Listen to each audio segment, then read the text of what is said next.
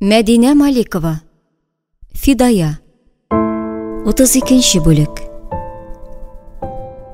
Каләмгөлнең хәле төн уртасында начарайып китте. Гыйзетдин иң башына йомшак кына какканга уянгач, бераз вакыт зиһенен туплый алмый ятты.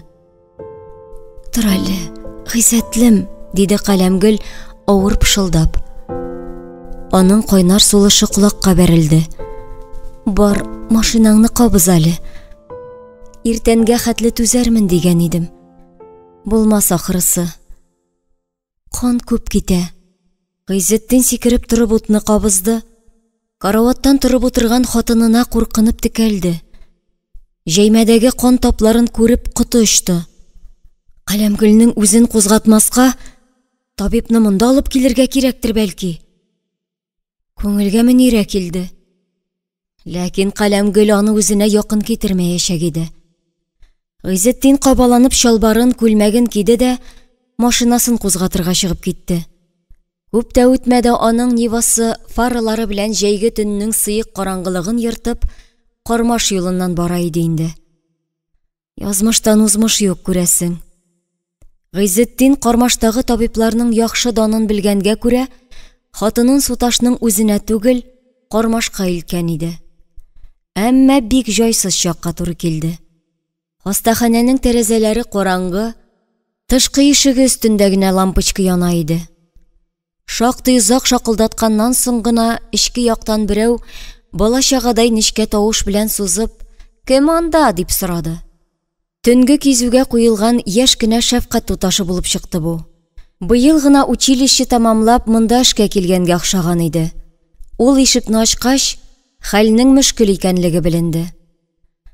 Хатын-кызлар табибы районда атаклы князь Йосипов эшеннән китеп барган. Баш табиб Казанда. Медтехника кибетеннән яңа аппаратлар юллап йөри. Бәлки үзе дә хастаханәгә кирип яткандыр. Кәефсезләнеп тора иде, диде ак халатлы туташ. Кызыкка яшь булса да, үзенең эшен белә иде булса кирәк. Эшеннән кан кыйыла дигән сүздән хәлне аңлап алды. Машина янына барды да, башын салындырып, йокымсырап утырган Каләмгөлне күреп, шәрелдәп кычкырып җибәрде. «Уяныгыз, йокларга ярамый сезгә!» Һәм иелеп, Каләмгөлнең яңагын чәбәкләргә кереште.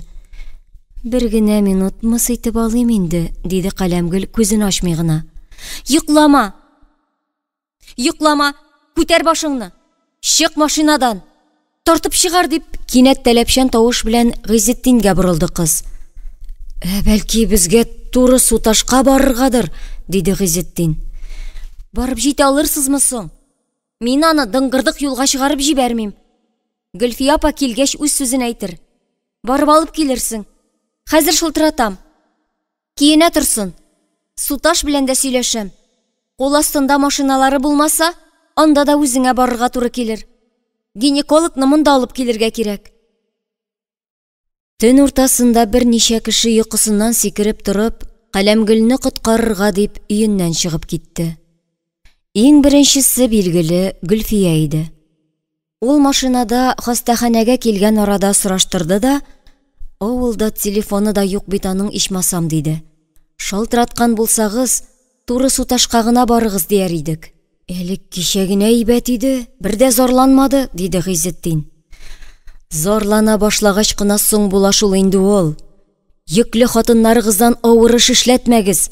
Фельдшерларга гына булса да күренеп, тикшеренеп торсыннар дип әз тукыйбызмыни без сезгә?» «Авырлы булгандыр дисеңмени?» Гыйзетдин аптырашта калган иде. Чөнки Каләмгөл андый-мондый хәле турында аңа әйтмәгән иде. Тик торганнан булай булмагандыр инде. Авыл хатыннары үз кадерләрен белми бит алар. Йөгенермен дип тормый сабан туенда узыша. Чөгендергә дә чыккандыр әле. Гыйзетдин сүзсез калды. Әйе шул, йөгерде. Чөгендер басуында да елдагыча Мөнирә белән узыша, киң тәпке белән дыңк-дыңк сугып каткан җирне тукмады. Ләкин бит Каләмгөл беренчесе түгел. Авыл хатыннары элек-электән мин йөкле дип тормаган, киянтә белән суын ташыган, урагын урган, ашлыгын суккан. Берәрсе мин корсаклы дип бот күтәреп түрдә ятса, тавыклар көләр иде. Авыл хатыннарының барысы да шундый бит инде. Элегрәк әле Буразнада бала табучылар да булган. Безнең Гадел абзый, мин басуда туганмын, кендегемне урак белән кискәннәр дип сөйли әнә, диде Гыйзетдин. Үлмәгәннәр бит, яшиләр. Үлгәне үлгән, үлмәгәне калган. Элекке заманнарда аның санын кем алган?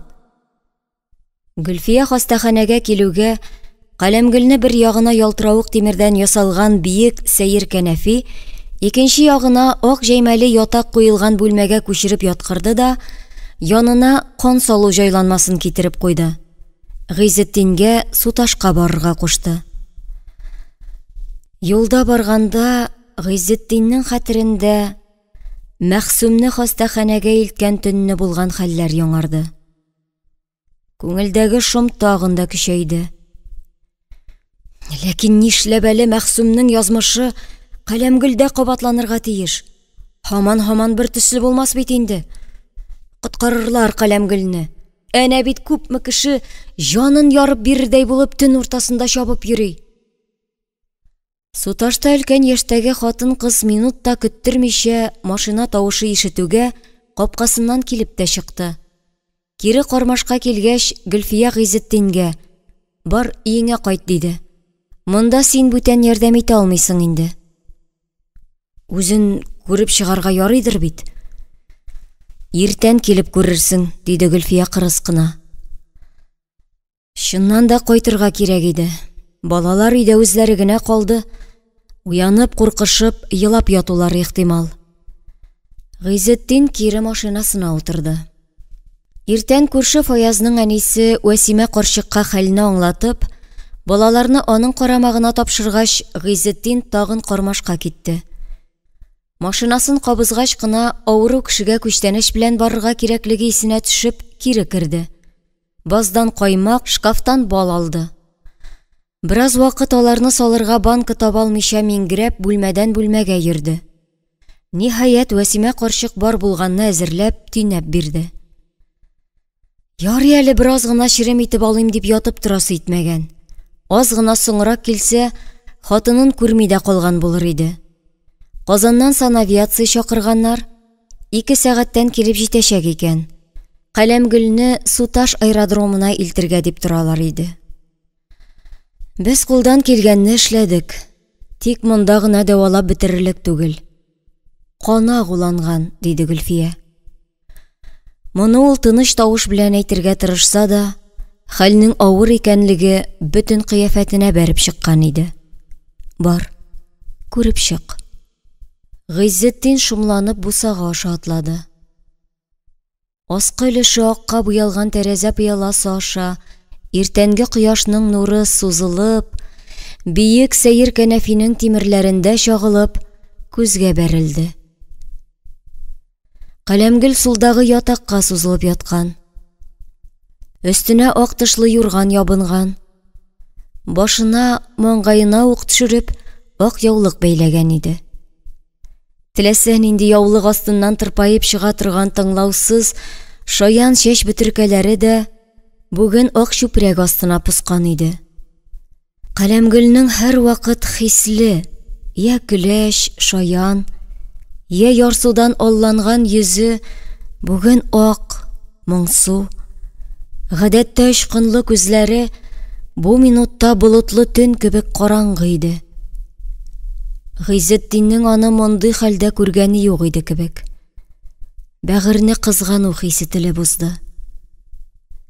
Кил әле, Гыйзетлем, утыр әле яннарыма, дип, хәлсез хәрәкәт белән янына күрсәтте Каләмгөл. Ярый килеп өлгердең. Әйтәсе сүземне әйтә алмыйча китәм инде әллә дип курыккан идем. Бик ашыгышмыни? Кайткач сөйләшербез. Бәлки, кайта алмам. Күңелем шулай сизә. Юкны сөйләмә. Анда сине шундый аякка бастырачаклар, менә күрерсең. Булмастайны аны. Гыйзетдин сүз таба алмый торды. Өметсезне самолет белән әрле-бирле ташып та йөрмиләр. Ишектән тавышын күтәрә төшеп Гөлфия дәште. Самолет Казаннан чыккан диделәр. Кузгалырга кирәк. Әгәр мин кайтмасам, дип башлады Каләмгөл. Нишләп кайтмыйсың дисен? Әйтеп бетерергә ирек бир, диде Каләмгөл сабырсызланып. Өйләнерсең. Ризалыгымны бирәм. Тыңлап бетерәсеңме син мине, юкмы? Аның сүзен өзәргә дип авызын ачкан Гыйззетдин теләсә нишләй инде дигәндәй тешен кысып башын иде. Тик бүтәнне ал, аны түгел. Ишеттеңме? Аны якын китермә. Сүз бир миңа. Ул ятагыннан калкына төште, агарынган йөзенә ярсу һәм гаҗизлек бәреп чыкты. Гыйззетдин аны кочаклап күкрәгенә кысты. Ярый, ярый, борчылма. Ничек дисәң шулай эшләрбез. Икебез бергә. Менә күрерсең, без синең бу сүзләреңне искә төшереп, шаркылдап көләчәкбез әле. Каләмгөл аны тыңламый, үзенекен сөйли иде. Үзәгемә үтте, бәгыремне талады. Син дә аны бөтенләй чит итмәдең. Әгәр мөмкин булса, икебез белән бер юлы яшәгән булыр идең. Йөрәгең зур шул синең, аны да мине дә сыйдыра. Ләкин минем урынны ул алмасын. Теләсә кемгә бул, аңа түгел. Якын китермә. Үзеңә рындырасы булма. Бәхиллегем юк. Аның сүзләре саташуга әйләнгән кебек, Гыйззетдинне тәмам чарасыз иткән иде. Ярый әле Гөлфия керде дә ашыктыра башлады. Каләмгөлне күтәреп алып чыгып, машинаның арткы утыргычына җайлап яткырдылар.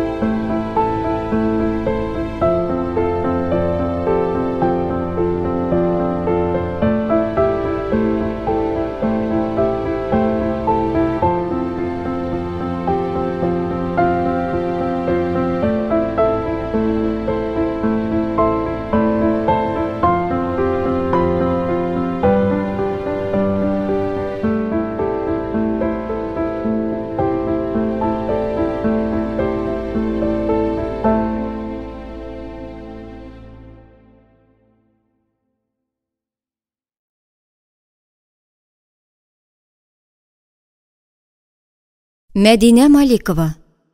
Фидая. 33-нче бүлек. Күңеле дөрес сизгән икән.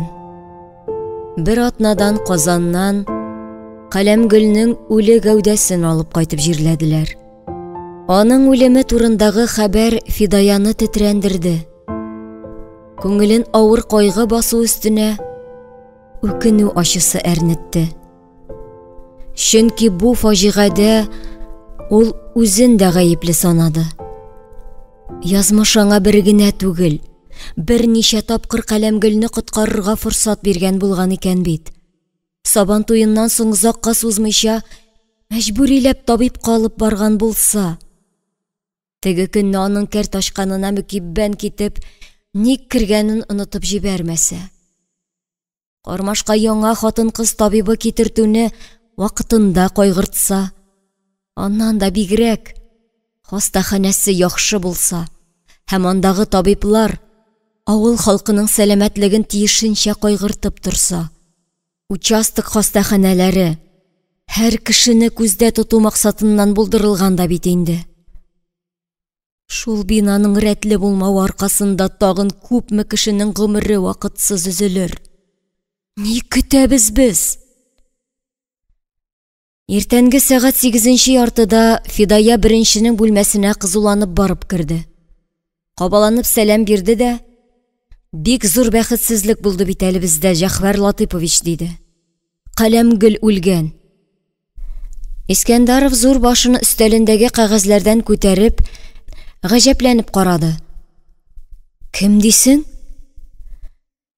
Баллыбылынның клуб мөдире, Аллаярова. Нәрсәдән үлгән? Машина бергәнме әллә? Юк, хатын-кыз чире. Андый хәлләрдә булгалый шул, ни хәл итәсең? Авыр туфрагы җиңел булсын, диде Искәндаров битараф тавыш белән һәм өстәлендәге кәгазьләрне актаргалады. Фидая карамаса да белә. Аларда кайсы колхозда күпме сөт савылган, чөгендер җире эшкәртелгән, печән әзерләнгән һәм силос салынган, шул хакта саннар, хәбәрләр язылган иде. Алар исә һич тә куандырырлык түгел. Чөнки район сөт буенча да, силос салу буенча да артта калып бара. Ә моның өчен беренченең башын сыйпамаячаклар. Больницалар рәтле булса, мондый хәлләр булмас иде бездә, диде Фидая. Кайчанга кадәр? Ул сүз таба алмый йотлыгып калды. Искәндаров аның нык борчылганын күреп алды. Район хәтле районда туучы да, үлүче дә булмый тормас шул инде, диде ул юатырга теләгәндәй. Андый-мондый көтелмәгән фаҗига гына була күрмәсен. 3 бала анасының үлеп китүе фаҗига түгелмени сезнеңчә? Сорау шактый тупас яңгырады. Искәндаровның чырае кырысланып китте.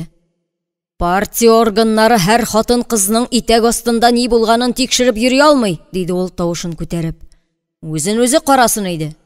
Ире бармы әле аның? Бар. Ул Баллыбылында безнең эшне пешергән башка нәрсәләр дә җитәрлек әле. Савымны 10 литрдан арттыра алганнары юк. Быел менә саламны силослау бурычы куелган иде. Ул эшне дә кузгатканнары сизелми. Син ни карыйсың анда?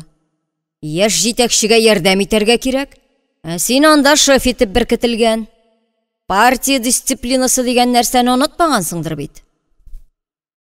Мин анда гел булышып торам. Гаяров бик тырыша, дип акланырга маташкан гаепле бала кебек сөйләнде Фидая. Бүлмәсенә чыккач, ул башын салып уйга чумды. Баллыбылынга барырга күңел атлыгып кына тора да бит. Ләкин Давыт тирәсендә артыгын чуалырга ярамый. Кармашка барырга кирәк иде. Әмма 3 көн инде машинаның моторын ремонтлыйлар. Иртәгә дә бетмәс әле, диде Балкыш. Фидая чуалган уйларының очына чыга алмый утырганда телефон шылтырады. Исән саулармысыз, Фидая Госмановна, диде Мирхуҗинның шат тавышы. Ярыйсы, сезнең хәер дуга белән. Безне бөтенләй оныттың әле син, күргән дә юк. Чыннан да Фидая кармашка ул юк чактарак барырга тырыша иде. Машина ватылды әле, диде ул. Без анда шактый эшләр майтардык. Бер җылы сүз әйтер идең ичмасам. Күргәч әйтермен. Әйдә бергә барып карап кайтабыз. Фидая тынып калды. Сәгать 10-нан район клубында белем җәмгыяте лекторлары белән семинар билгеләнгән, анда чыгыш ясыйсы бар. Аннары башкаларның сүзләрен тыңлыйсы. Кыскасы, кичкә кадәр утырырга туры киләчәк иде. Молчание знак согласия, диде Тауис. Хәзер килеп җитәм. Хәзер генә булмый әле, эшем бар. Төштән соңга калдырыйкмы ни? Кичкә табарак булса инде. Кичкә 6-лар тирәсендә җайлы булыр дип килештеләр. Фидая аны шоферы белән булыр дип уйлаган иде. Күксел Жигулиның руле артында зәңгәр су күлмәкле, тузгыган кыска чәчле Мирхуҗинның үзен күргәч, сөрлегеп киткәндәй булды. Тауис алгы уң як ишекне ачты. Рәхим итегез, ханым, утырыгыз. Шоферың кайда? Казанга туйга китте бит әле минем Рауил. Үземнең дә ачу килде килүендә. Җибәрми дә булмады. Кеше туй ясаганга ник ачуың килә алай? Соң ни бер бәйрәм түгел, ни ял итә торган чак түгел. Уттай эш өстендә ул нинди туйлап йөрү? Тәмам азды халык. Шәһәрдә туйларның көнен ЗАГС билгели бит. Шул менә, күп тәртипсезлекне җитәкче органнар үзләре оештыра. Утыр инде, нишләп торасың? Фидая икеләнебрәк калган иде. Әллә берәр сылтау табып баш тартыргамы? Ләкин әле бер, әле икенче төрле сөйләнә башласаң, Тауис моны хатын-кызның җиңел акыллылыгы дип кабул итәчәк иде. Теге көнне әйткәләшкәндәге кебек, ул гына пычрак уйлы булып күренәчәк. Фидая тәвәккәлләде. Тик Тауис күрсәткән урынга утырмады, арткы ишекне ачты. Машинаның тимер тартмасына кереп утыргач, кешеләр гадәттә бер-берсенә күңелләре белән дә якынайып киткәндәй булалар. Юлда сүз үзеннән үзе ялгана. Ләкин Фидаяның бу кеше белән әллә ни сөйләшер сүзе юк иде. Тауис атна буе яуган яңгырдан зарланып алды. Колхозларда печән әзерли алмый интегәләр. Ярый, менә бүген аязып китте. Инде яңадан каплый гына күрмәсен. Фидая исә тәрәзәгә карап бара. Әнә таныш күпердән уздылар. Буага яздан үрдәкләр килгән иде. Балалар үсеп беткәндер инде. Фидая машинаның ачык тәрәзәсеннән башын сузып карады. Тик үрдәкләр күренмәде. Җәйнең иң матур чагы. Соңгы яңгырлардан соң үләннәр, игеннәр үсеп киткән. Шигендер басуында бер баштан икенче башка сузылган яшел тасмалар нык киңәйгән, күпергән. Урман аланнарында җиләк пешкәндер. Яңгырдан соң ул айрата эре, татлы, хуш исле була. Әнә теге наратлык аланында җиләк мул булыр кебек иде. Урманнарга барырга да вакыт җитми. Ялгызың йөрергә күңел дә үсми. Яныңда берәрсе булса икән. Аланда Давыт белән очрашкан минутлар күз алдыннан чагылып узды да, тәнгә учак иссесе бәрелгәндәй итте. Ясәвиев зарланып ята әле анда, диде Тауис. Шәһәрдән килгән осталарыгызга ит майны миннән генә кайырасыз ди. Башкалар да бирсен ди. Монсы шулай инде, гел бер кешегә генә салыну килешми. Ник Гаяров бирми әнә? Кереп сорап чыгыйкмы әллә? Чыннан да баллы болын турыннан узып баралар иде. Борылыйммы? Дип сорады Тауис. Борыл инде алайса. Әле иртән генә Искәндаров үзәккә игътибарыңны киметтең дигән иде. Аның да сүзен сүз итү булыр дип уйлап куйды Фидая. Ялгыз баруга караганда икәү баруың яхшырак та. Идарәдә эш беткән, бер Вәлишин генә үз бүлмәсендә нидер язып утыра иде. Гаяровның машинасында рация бар хәзер, диде Әхсән. Шылтыратып карыйк әле. Ләкин Давыт машинасыннан чыккан иде булса кирәк, җавап булмады. Ул мехдворда печәнне ваклап киптерә торган АВМ машинасы янында булып чыкты. Шакмаклы күлмәк кигән, яланбаш, ике тракторчы белән кызып-кызып сөйләшеп тора иде.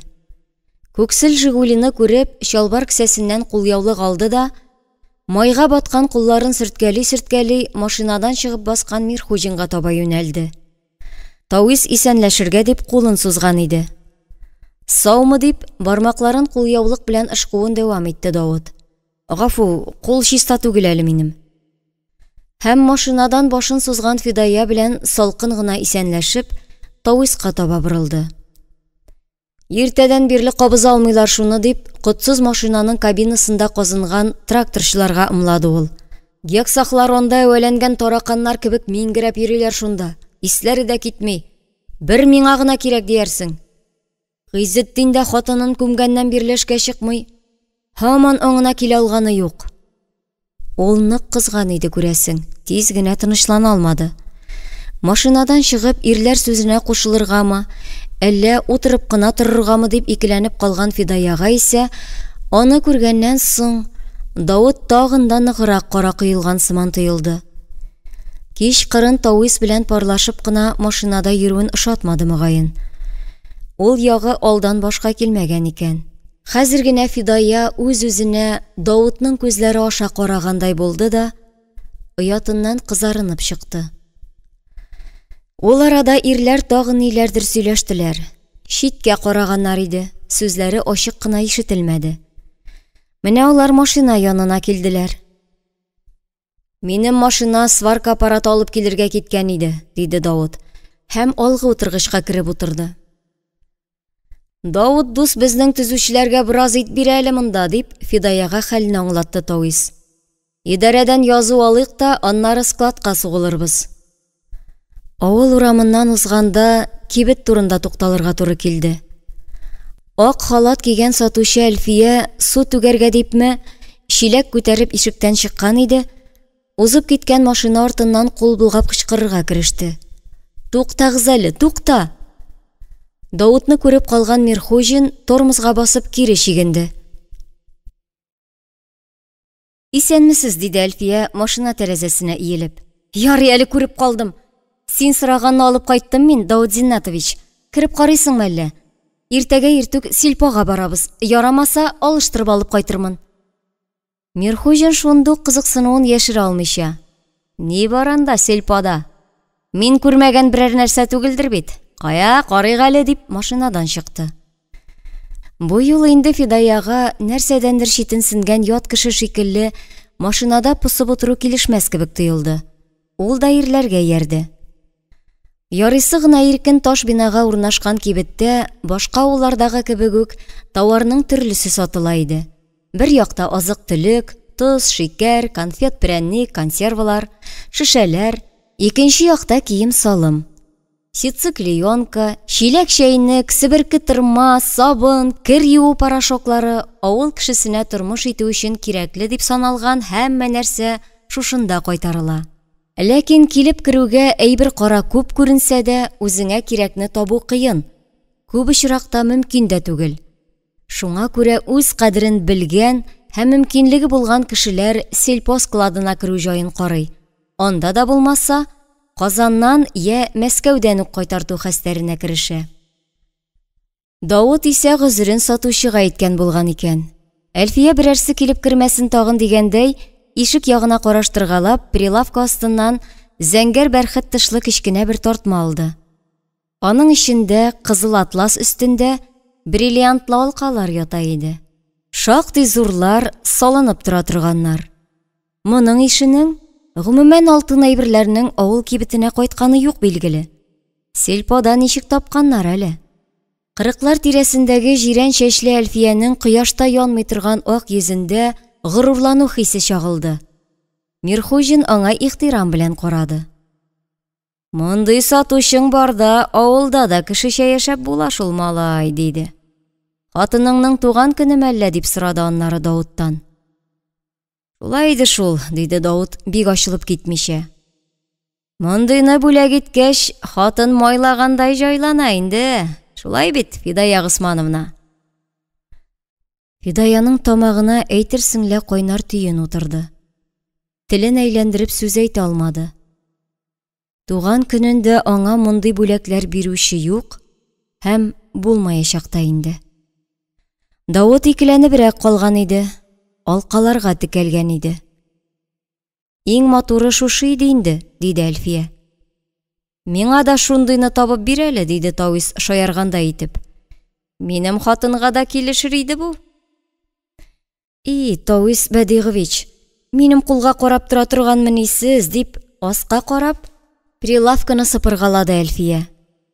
Безнең Сельпоны гына түгел, теләсәгез Казанга барып, бөтен Потребсоюз складларын актарып чыгаласыз. Әйе, Мирхуҗинның уңганлыгын район халкы яхшы белә иде шул. Давытны да кысарга өлгергән менә, 30 кило ит бирергә ризалаткан. Кибеттән чыгып, идарәгә барган уңайдан бухгалтер Халисәнең өенә сугылып, аны да машинага утыртып алып киттеләр. Чөнки иткә кагазны ул тутырып, печать басарга тиеш иде.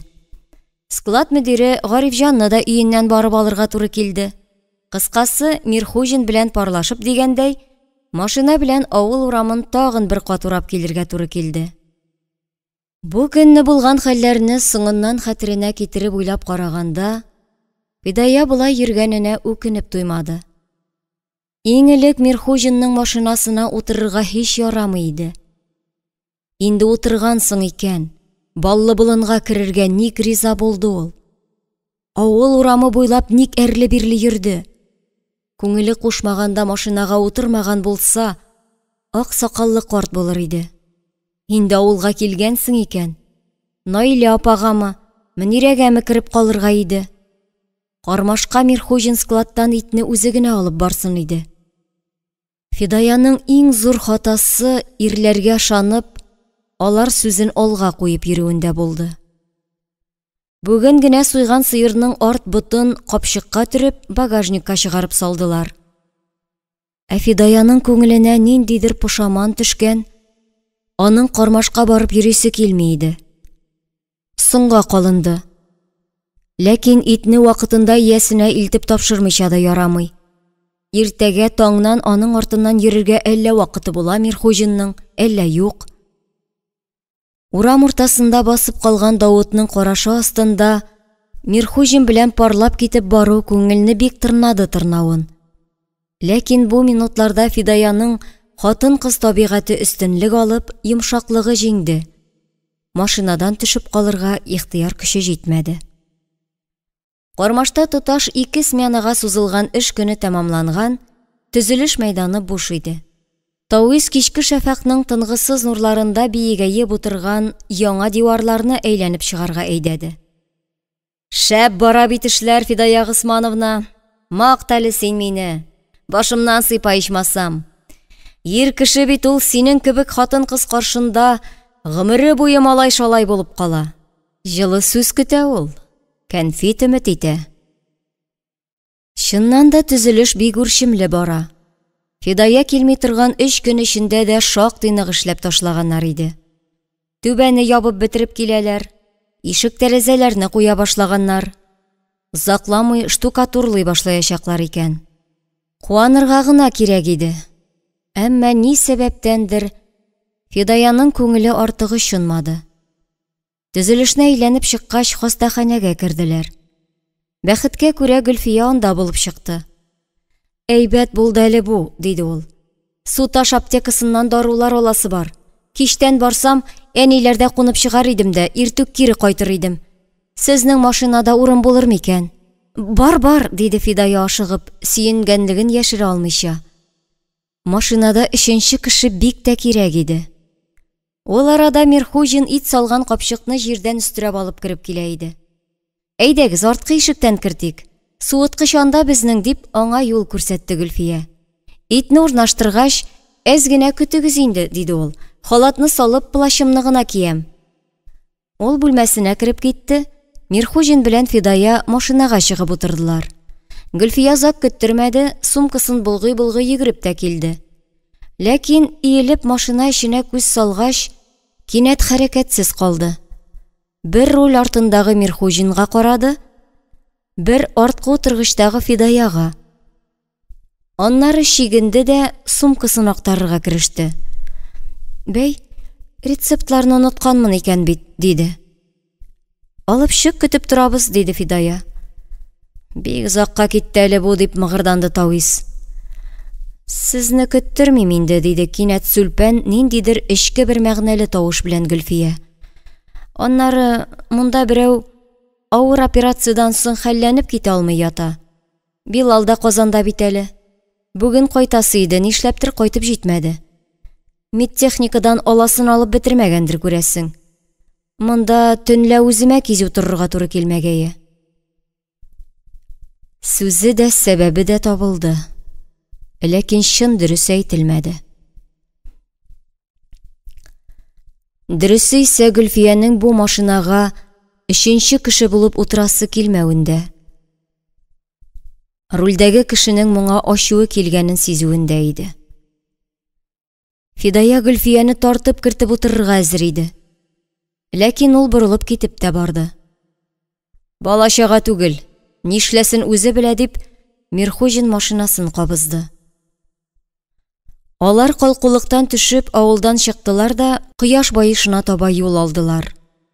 Талгын гына агылган болытлар арасыннан балкып, зурайып кояш килеп чыкты да, алсуланып торган бит урталарын офык сызыгына терәп, бар дөньяны тынгысыз да, ямансу да нурга күмде. Бу яктылыктан күз адаша, күңелгә сагыш иңә. Юл читеннән шуы бузган басулар, агачлыклар күнегелгән төсен үзгәрткән, эченә серләр яшергән кебек тоела иде. Бу авышу, серлелек Мирхуҗинның да күңеленә иңде бугай. Ул рульне сулга каерды да, бодай басуын ярып, каенлыкка таба сузылган басу юлына төште. Кая барасың син? Хәзер, диде Мирхуҗин, кысынкы иреннәре арасыннан ярым пышылдап. Машина баллы болын каенлыгы аша узып, таныш аланга килеп керде. Мотор кыза, радиаторның суы беткән, диде Мирхуҗин машинаны туктаткач. Монда кизләү бар иде бугай. Ул Фидаяга карамый гына багажниктан ак пластмасс җиләк алды да таллыкка таба китте. Көн җиләс булуга карамастан, ак күлмәге киң аркасы турында юешләнеп чыккан. Суга пычрак җиләгеңне тыкма.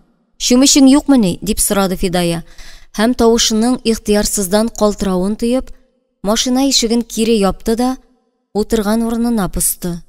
Тауис аны ишетмәде дә кебек, куаклар арасына кирип югалды. Ә Фидаяның моңлы күзләрен яшь пәрдәсе каплагандай булды.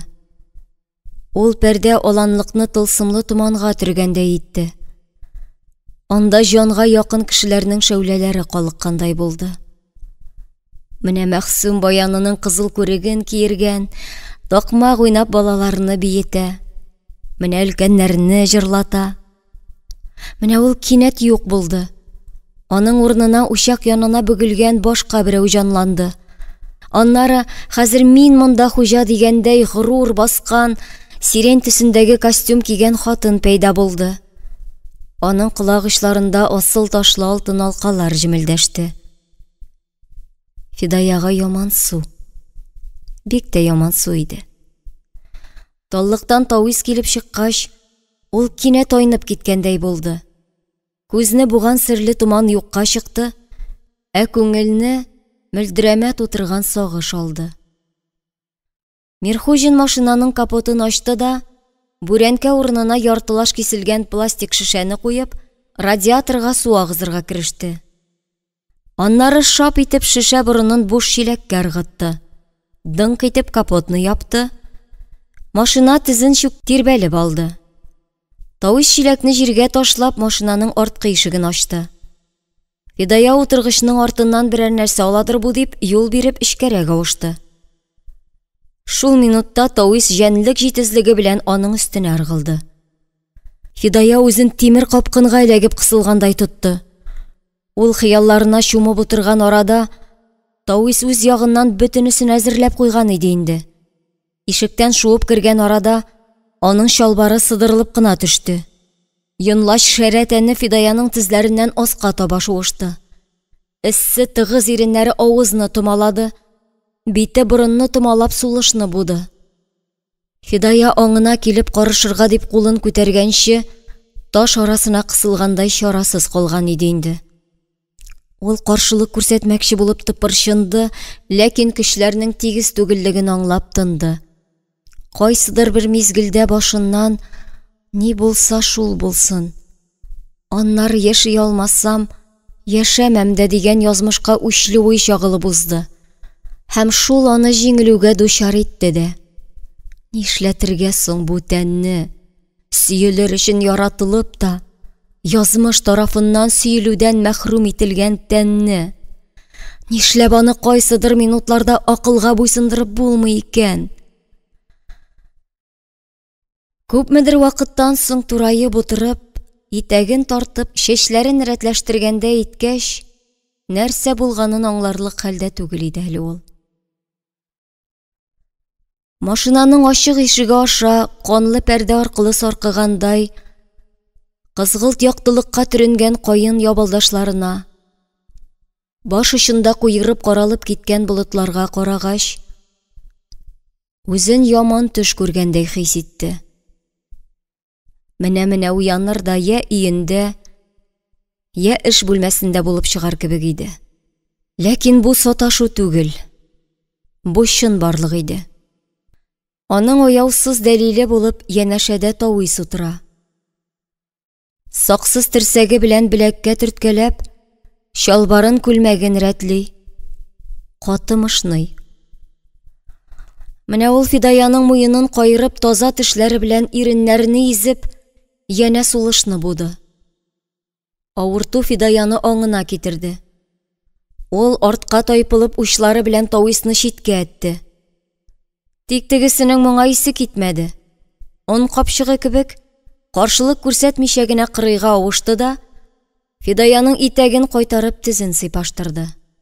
Беренче тапкырында шулай булгалый шул ул, диде. Әдәп саклаган булып кылана торгач, иртәмендә оныта язгансың икән инде. Зарар юк, син бердә ялып торма. Оныткан гына булсаң, исеңә төшерербез, белмәгәнеңне өйрәтербез. Бездә егетләр барда, хатыннар иртәмен онытырга тиеш түгел. Фидая аның кулын бәреп җибәргән иде. Тауис моны шытлыклану дип кабул итте. Үз-үзеннән бик канәгать кыяфәт белән руль артына күчеп утырды да, педальга басарга ашыкмыйча артына борылып: «Хәзер 100 грамм җибәрсәк шәп булыр иде дә бит. Алдан хәстәрен күрмәдек», – диде. «Башка вакытта буш йөрмәскә кирәк булыр. Мин онытсам, син искә төшерерсең. Шулай бит?» Фидаяны гүя әллә утлы, әллә бозлы шыңгылга батырып алганнар да, кызышкан тәненә сасы лайла ябышкан иде. Бу лайла аның иченә, үзәгенә саркып, күңелне болгата башлады. Ул арада шәфәк ягыннан бөркелгән сәер яктылык сүнде, офыкны күксел болыт юрганы каплап алды. Өстән вак яңгыр сибәләргә кереште. Әйтерсең лә, Фидаяга кушылып, күкләр йылы иде. Машина каенлыктан чыгып, чыланган бодай басу аша узды да, алгы ягы белән күтәрелеп олы юлга менде. Тауис фараларны кабызды. Ул тизлекне арттырган иде. Фидаяның буталган зиһенен бер сорау телеп узды. «Кая барам мин?» «Тукта!» Тауис ишетмәде бугай. Тамчы эзләре белән чуарланган тәрәзәгә текәлгән килеш калды. «Тукта дим!»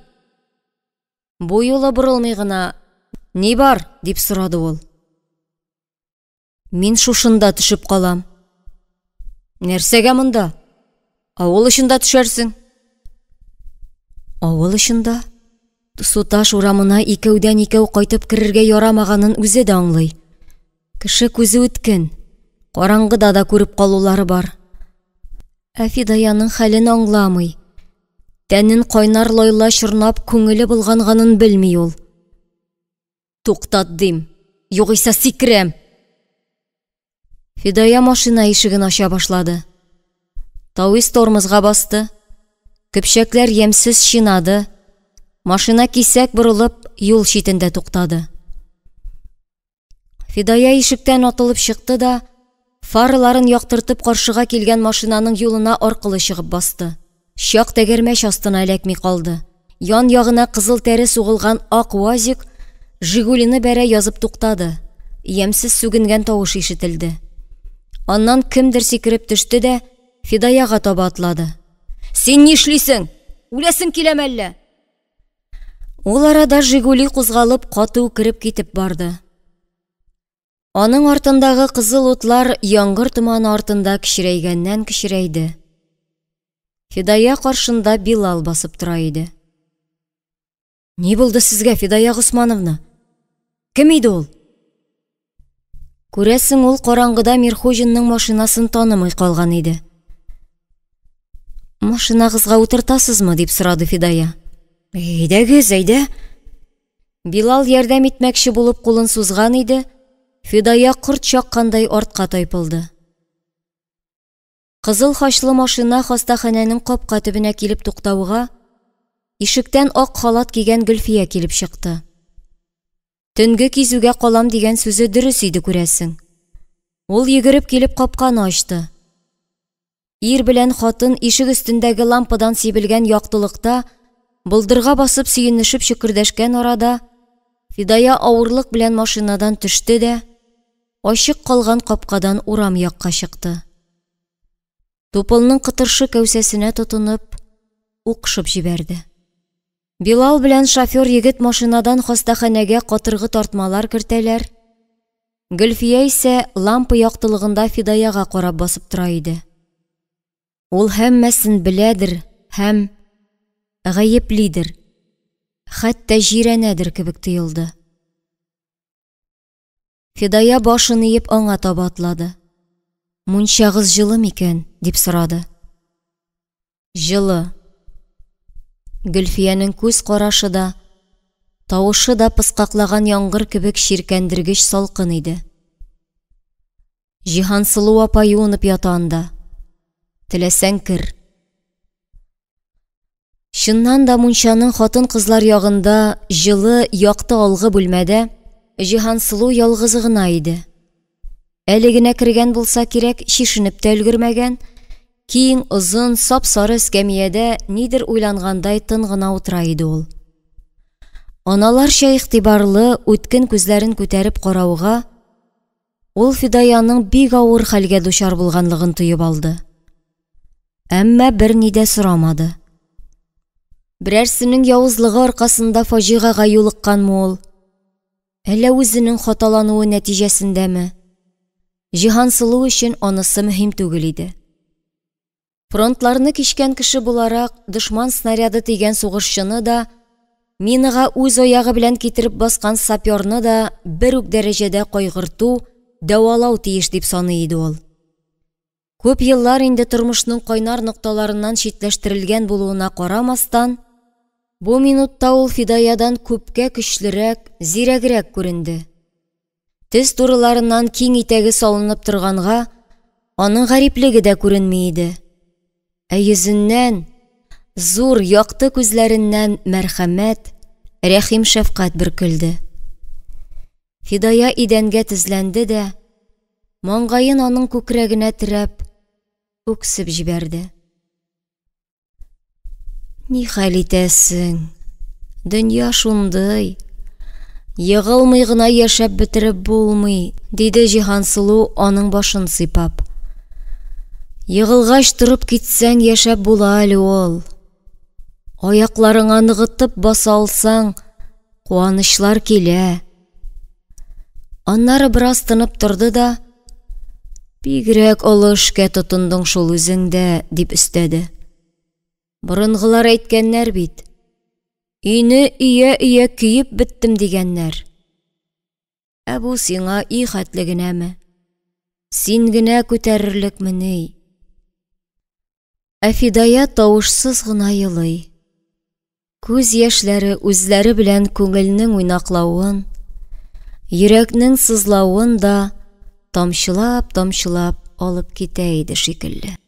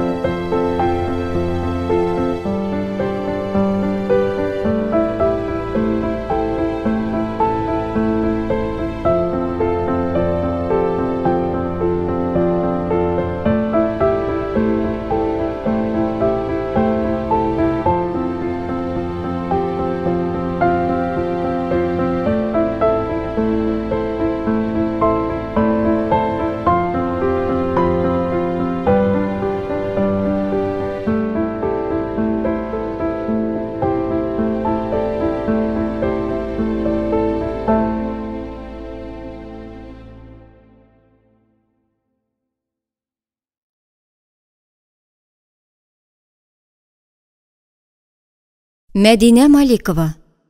Фидая. 34-нче бүлек.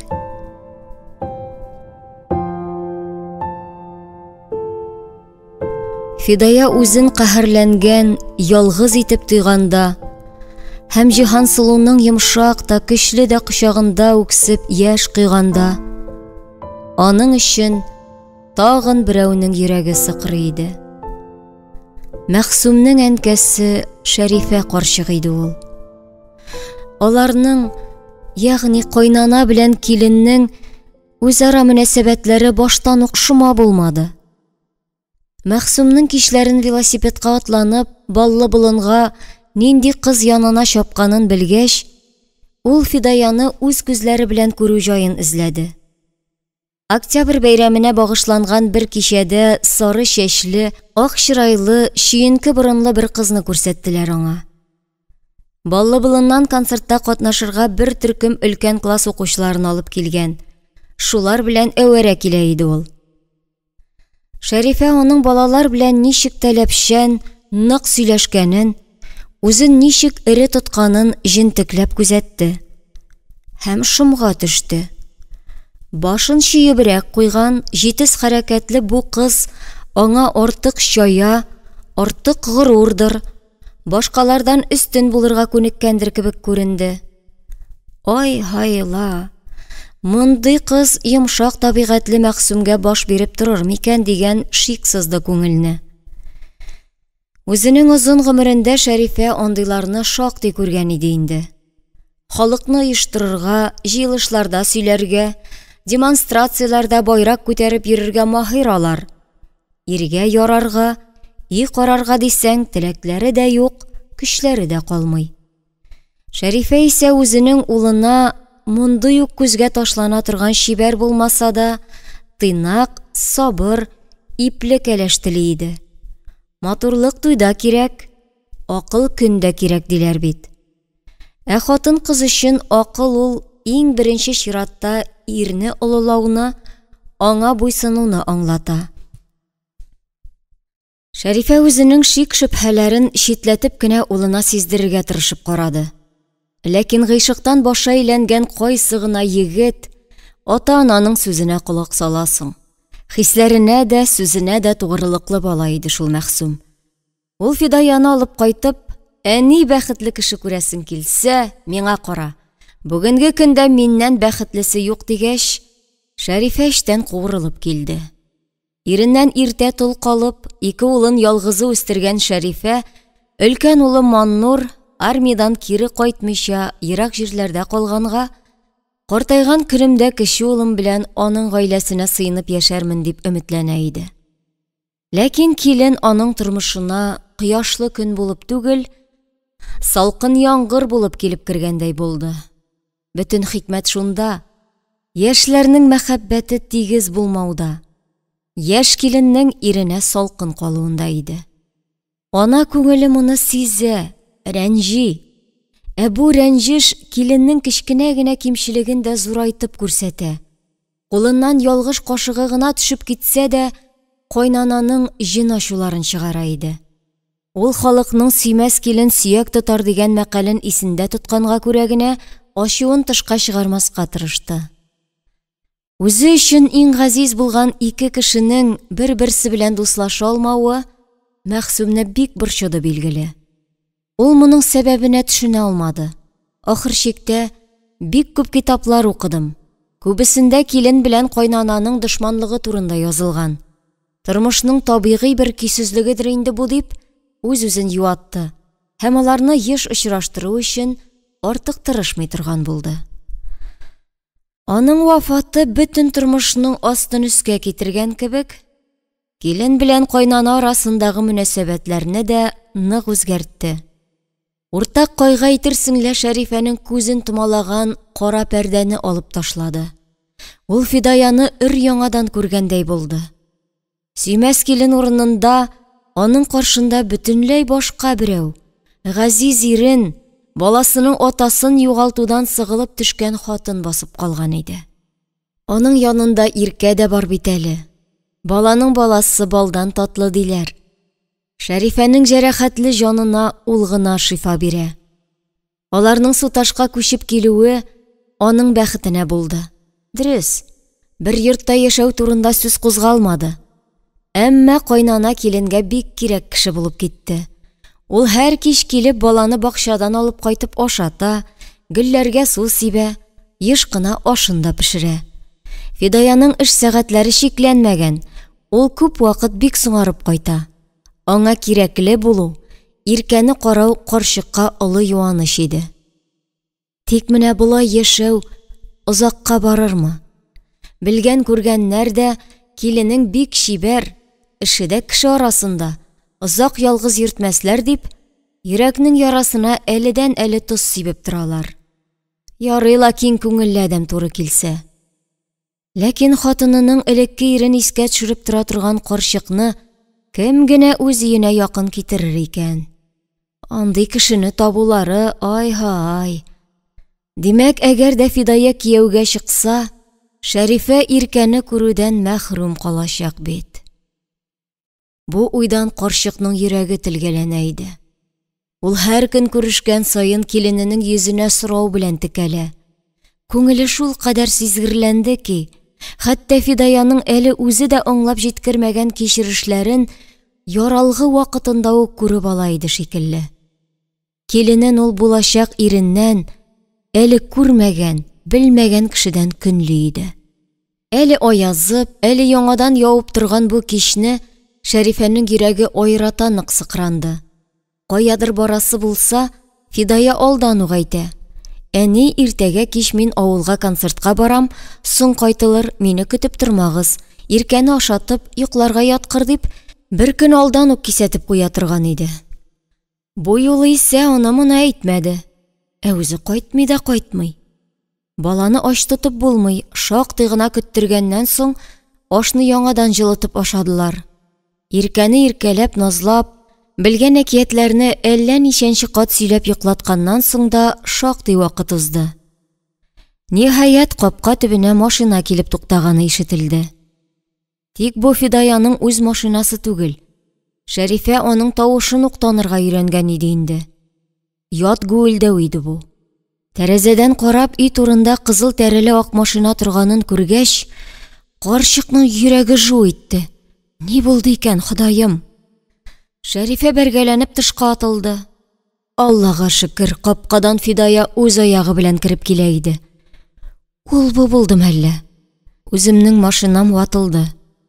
Юл уңайыннан утырып кайттым, диде Фидая, ничектер тонык, карлыккан тавыш белән. Өйгә кергәч, ут яктысында килененең юешләнеп йомарланган, тоныкланган чәчен күреп Шәрифә: «Яңгыр астына эләктеңмени?» дип сорады. Юк, мин мунча кирдем. Килененең үтүк кыяфәтеннән, яңгырда күшеккәндәй тавышыннан, барыннан да бигрәк мунча кирдем дигән сүзләреннән Шәрифә һәммәсен аңлады. Менә ул курыккан көндә җитеп килә. Кешесе табылган, буласы хәлләр булган. Ләкин ник шушы хәтле сөмсере кыелган соң бу киленнең? Еллар буе иркәләү наз күрмәгән яшь хатын ниһаять берәү белән кавышкач, бөтенләй башка кыяфәттә булырга, ләззәт диңгезендә йөзгәннән соң килә торган рәхәт хәлсезлек кичерергә тиеш иде бит. Йөзе якты, тавышы чиста, хисле булырга тиеш аның. Бу язгы ташу суына төшеп эшәнгән маамай кебек. Көчләгәннәр. Ире яклаучысы булмаудан файдаланганнар. Шәрифәнең йөрәк түреннән кайнап, ачу, җирәнү хисләре күтәрелде. Һәм бу ташлы, ләмле дулкын кызгану хисен күмеп киткәндәй булды. Мондый очракта улы кичерергә тиешле хисләр кайнады аның күңелендә. Ләкин акыл сакта тора. Акыл аны сорашудан, ялгыш сүз ычкындырудан тыя иде. Ярый, мин киттем. Аш әзер анда. Җылытып ашарсың, диде ул, ясалма күтәренке тавыш белән. Һәм ашыгып плащын киде дә, йөгерә атлый урамга чыкты. Каршыдагы ресторанның тәрәзәләрендә ут балкый. Аннан көе колакка ятышсыз, сүзләре аңлаешсыз җыр ишетелә иде. Дөнья без дигәнчә генә бармый. Ул куанып, ышынып кайтып керсә, минем өчен яхшырак булыр иде әллә, дип уйлады Шәрифә. Булай әле тиз генә оя корыр төсле түгел. Бәлки тегесе хатынлы кешедер. Теләсә нишләсеннәр. Тик иркә белән минем араны гына өзмәсеннәр. Шуны уйлап, ул үзенә юаныч табарга тырышты.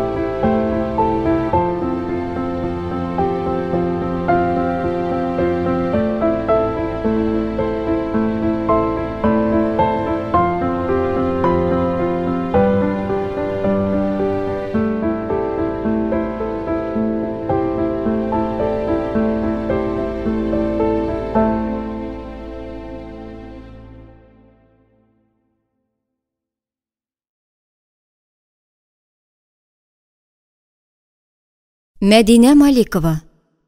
Фидая. 35-нче бүлек.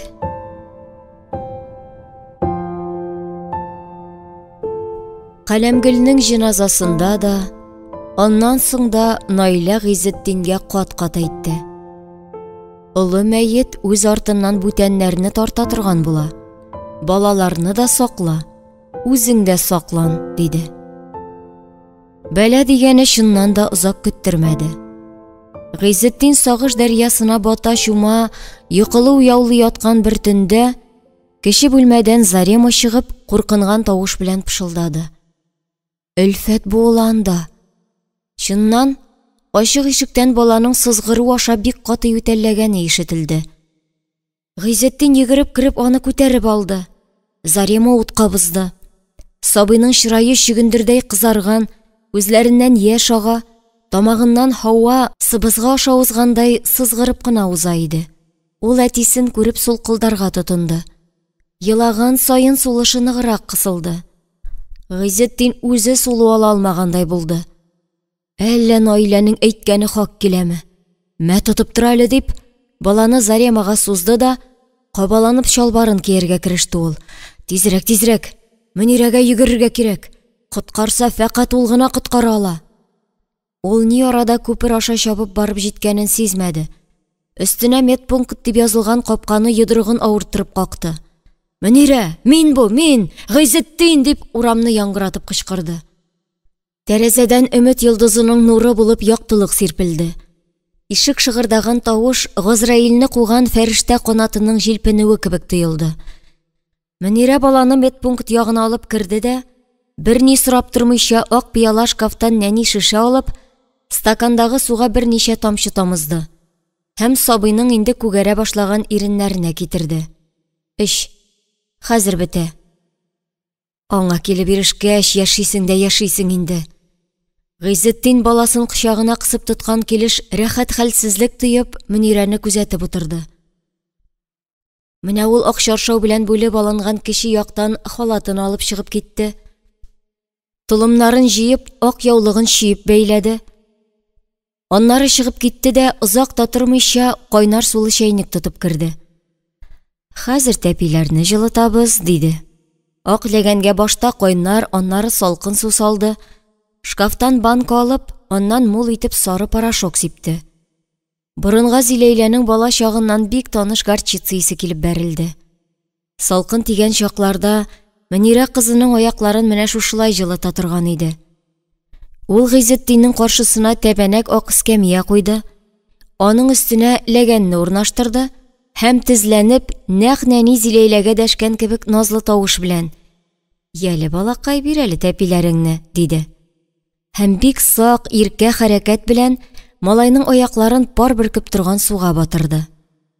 "Пешермиме? Хәзер без сиңа кызыл ыек баш кигезәбез. Кызыл ыек баш бик матур бит ул, шулай бит?" Әллә аның тавышыннан, әллә горчицалы судан саркыган җылы баланың тамырларына таралды.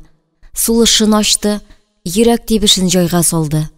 Сабыйның тәне аша бу җиңеллек Гыйзетдингә дә килеп ирешә.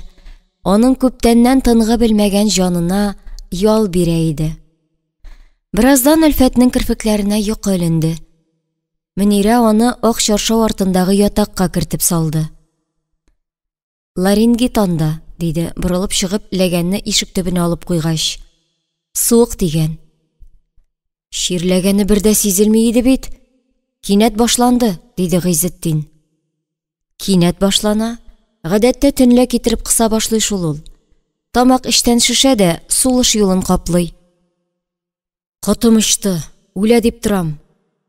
"Гадәттә бер 3 көннән үтә ул үтүен. Тик барыбер берничә төнне бик сакларга кирәк инде."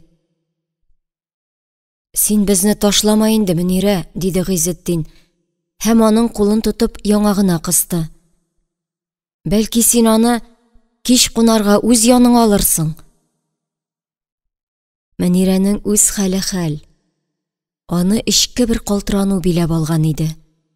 Телен әйләндереп каршы әйтә алмады. Хәер, әйтә алса да, ни дияр иде?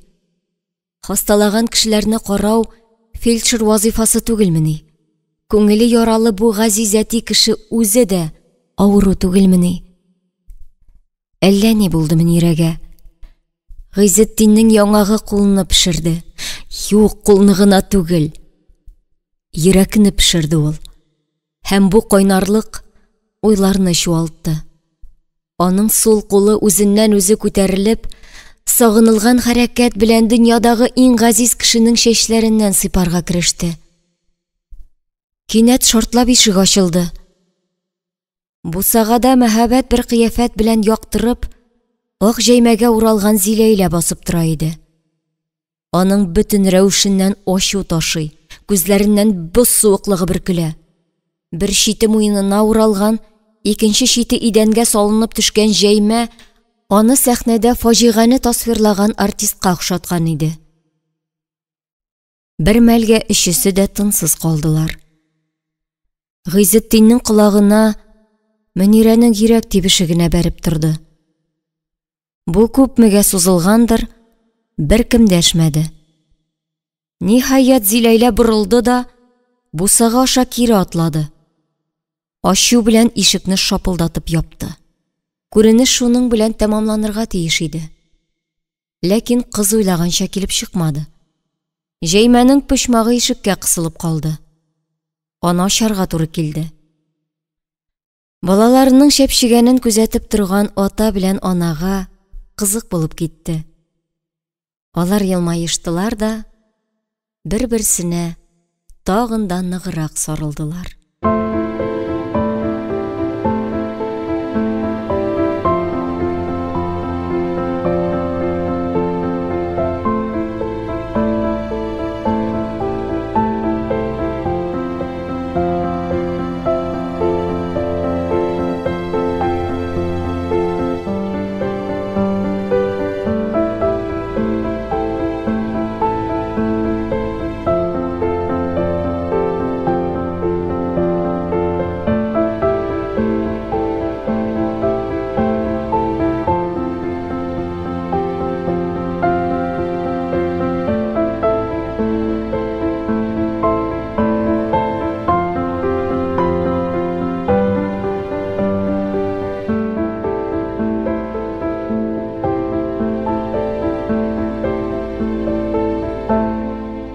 Утыз алтынчы бүлек.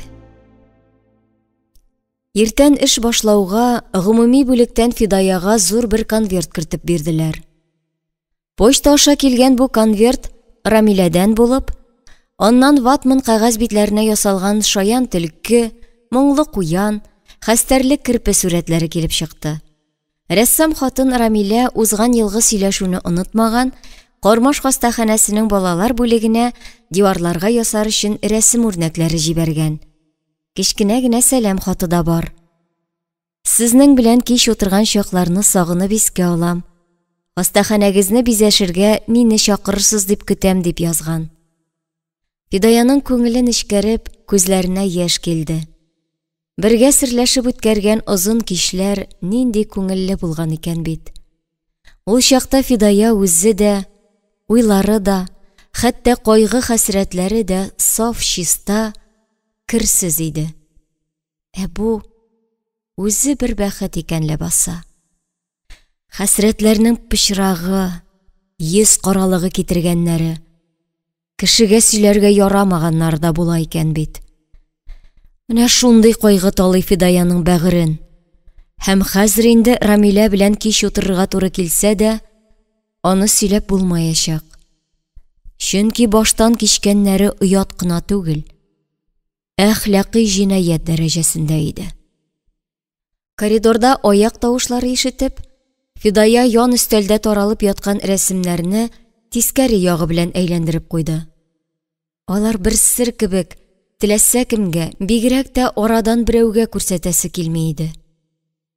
Коридордан аның ишегенә таба нәкъ шул арадан берәү дигәне килеп ята. Фидая аның аяк тавышын таныды. Ул ашыгып үз өстәле артына кереп утырды. Ишектән пинжәк итәкләрен җилпендереп, Мирхуҗин килеп керде. Саумы дип тукталып та тормыйча түргә узды. Фидаяга терәлеп диярлек килеп басты ул. Исәнме? Тауис баш түбәсенә кайнар сулышын өреп биегәеп торганга, Фидаяга кысан булып китте. Ул да урыныннан күтәрелде. Ләкин турайып өлгермәде. Тауис аны кочаклап алды да, көчле куллары белән киң күкрәгенә шытырдатып кысып, авызы белән сулышын каплады. Фидая ычкынырга маташты, ләкин Тауис баш артыннан чәчен умырып тоткан, кыймшанып та булырлык түгел иде. Бу хәлсезлек, чарасызлык күпмегә сузылгандыр, ниһаять ул авыздан айрылды. Әмма шундук иреннәре белән дә, тешләре белән дә муеннан каптырып алды. Фидая бүлтәеп чыккан иреннәре белән куркынып пышылды иде. Син нәрсә? Тукта, харап итәсең. Хәзер берәрсе килеп керсә, монда ярамый. Кайда ярый? Диде Тауис аның муеныннан айрылгач, шашынган күзләре белән аңа карап. Мин сине тагын кайда күрә алам? Чакырган җиргә килмисең, телефоннан рәтләп сөйләшмисең. Андый чакта ир кеше нишләргә тиеш синеңчә? Үзеңне кешечә тотарга тиеш, диде Фидая, бар ныклыгын җыярга тырышып. Мин синең сатып алган малың түгел булай кыланырга. Моннан соң минем кабинетыма якын киләсе булма. Фидая ана әйләнеп узды да ишекне барып ачты. Чыгып кит хәзер үк. Кирәгең чыкса үзем чакырырмын. Тауисның булай да кара чырайына кисәү төсе инде. Күзләрендә бу охшашлыкны көчәйтеп, шәмәхә ялкын телләре уйнагандай булды. Аһа, шулаймы ни? Сиңа бөтенләй кирәгем чыкмавы да мөмкинме әле, диде ул ысылдап. Ни кызган булса да, коридордан үтеп-сүтеп йөргән берәрсенең мондагы талашны ишетүеннән сагая иде үзе. Мин сиңа ярап бетә алмадыммы ни? Башка бүтәннәр ныграк ошыймы ни? Караны, минем белән алай уйнарга ярамый. Уеннан уймак чыкмасын. Мин сиңа уенчык түгел. Аның бөтен торышыннан, тәненнән хәтәр шомлы янау бөркелде. Ул чыгып киткәннән соң Фидая сумкасыннан кечкенә көзгә алып карады. Иреннәр шешенеп турсаеп чыккан, муенда зур гына кызыл тап пәйда булган. Бираздан ул зәңгәрләнеп чыгачак һәм очраган берәүгә Фидаяның уйнашчы хатын икәнлеген әллә каян белгертеп торачак. Әгәр Давыт очраса, өйгә кайтып бу ачык якалы зәңгәр костюмны салып, ябык якалы кофта кияргә кирәк иде.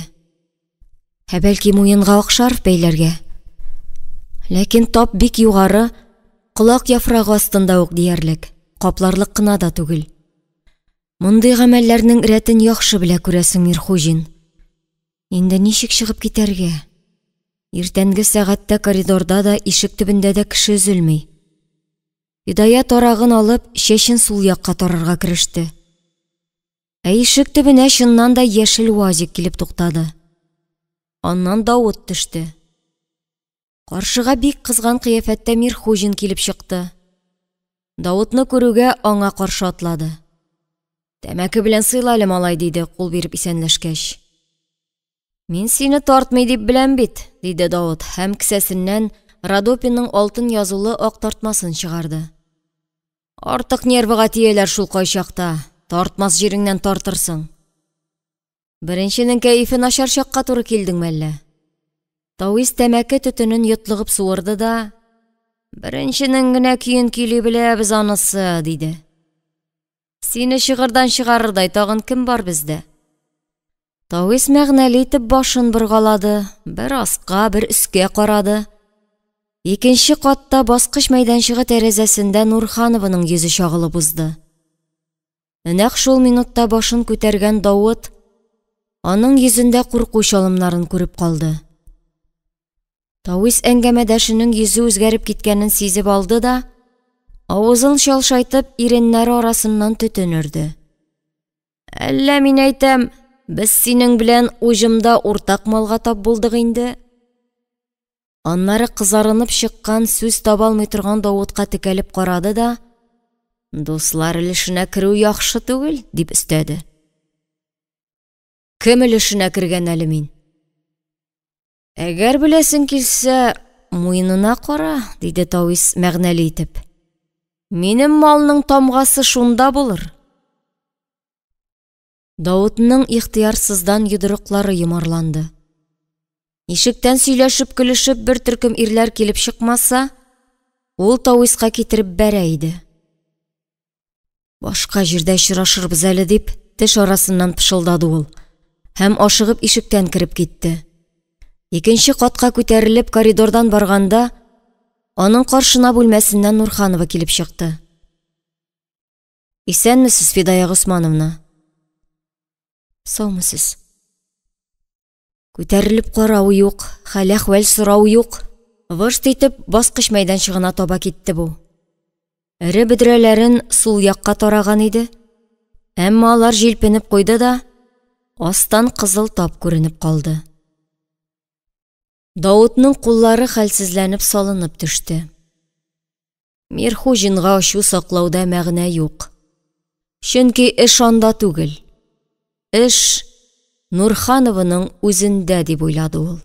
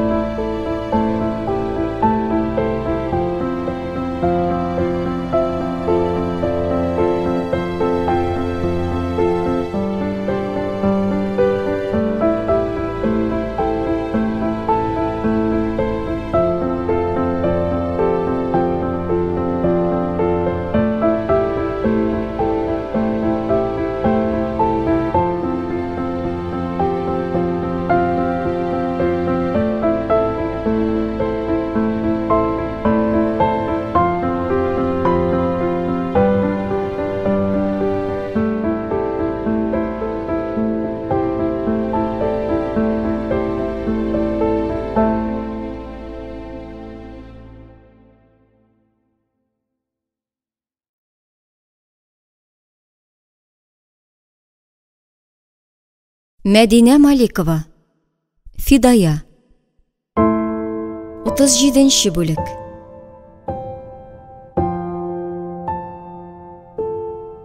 Гыйзетдиннең берничә тапкыр кич караңгы төшүгә баласын күтәреп медпунктка баруы, аннан соңгы көннәрдә Мөнирәнең бала янына бик еш килеп йөрүе һәм ул өйдә озак-озак торуы турында авылда сүз бик тиз таралды.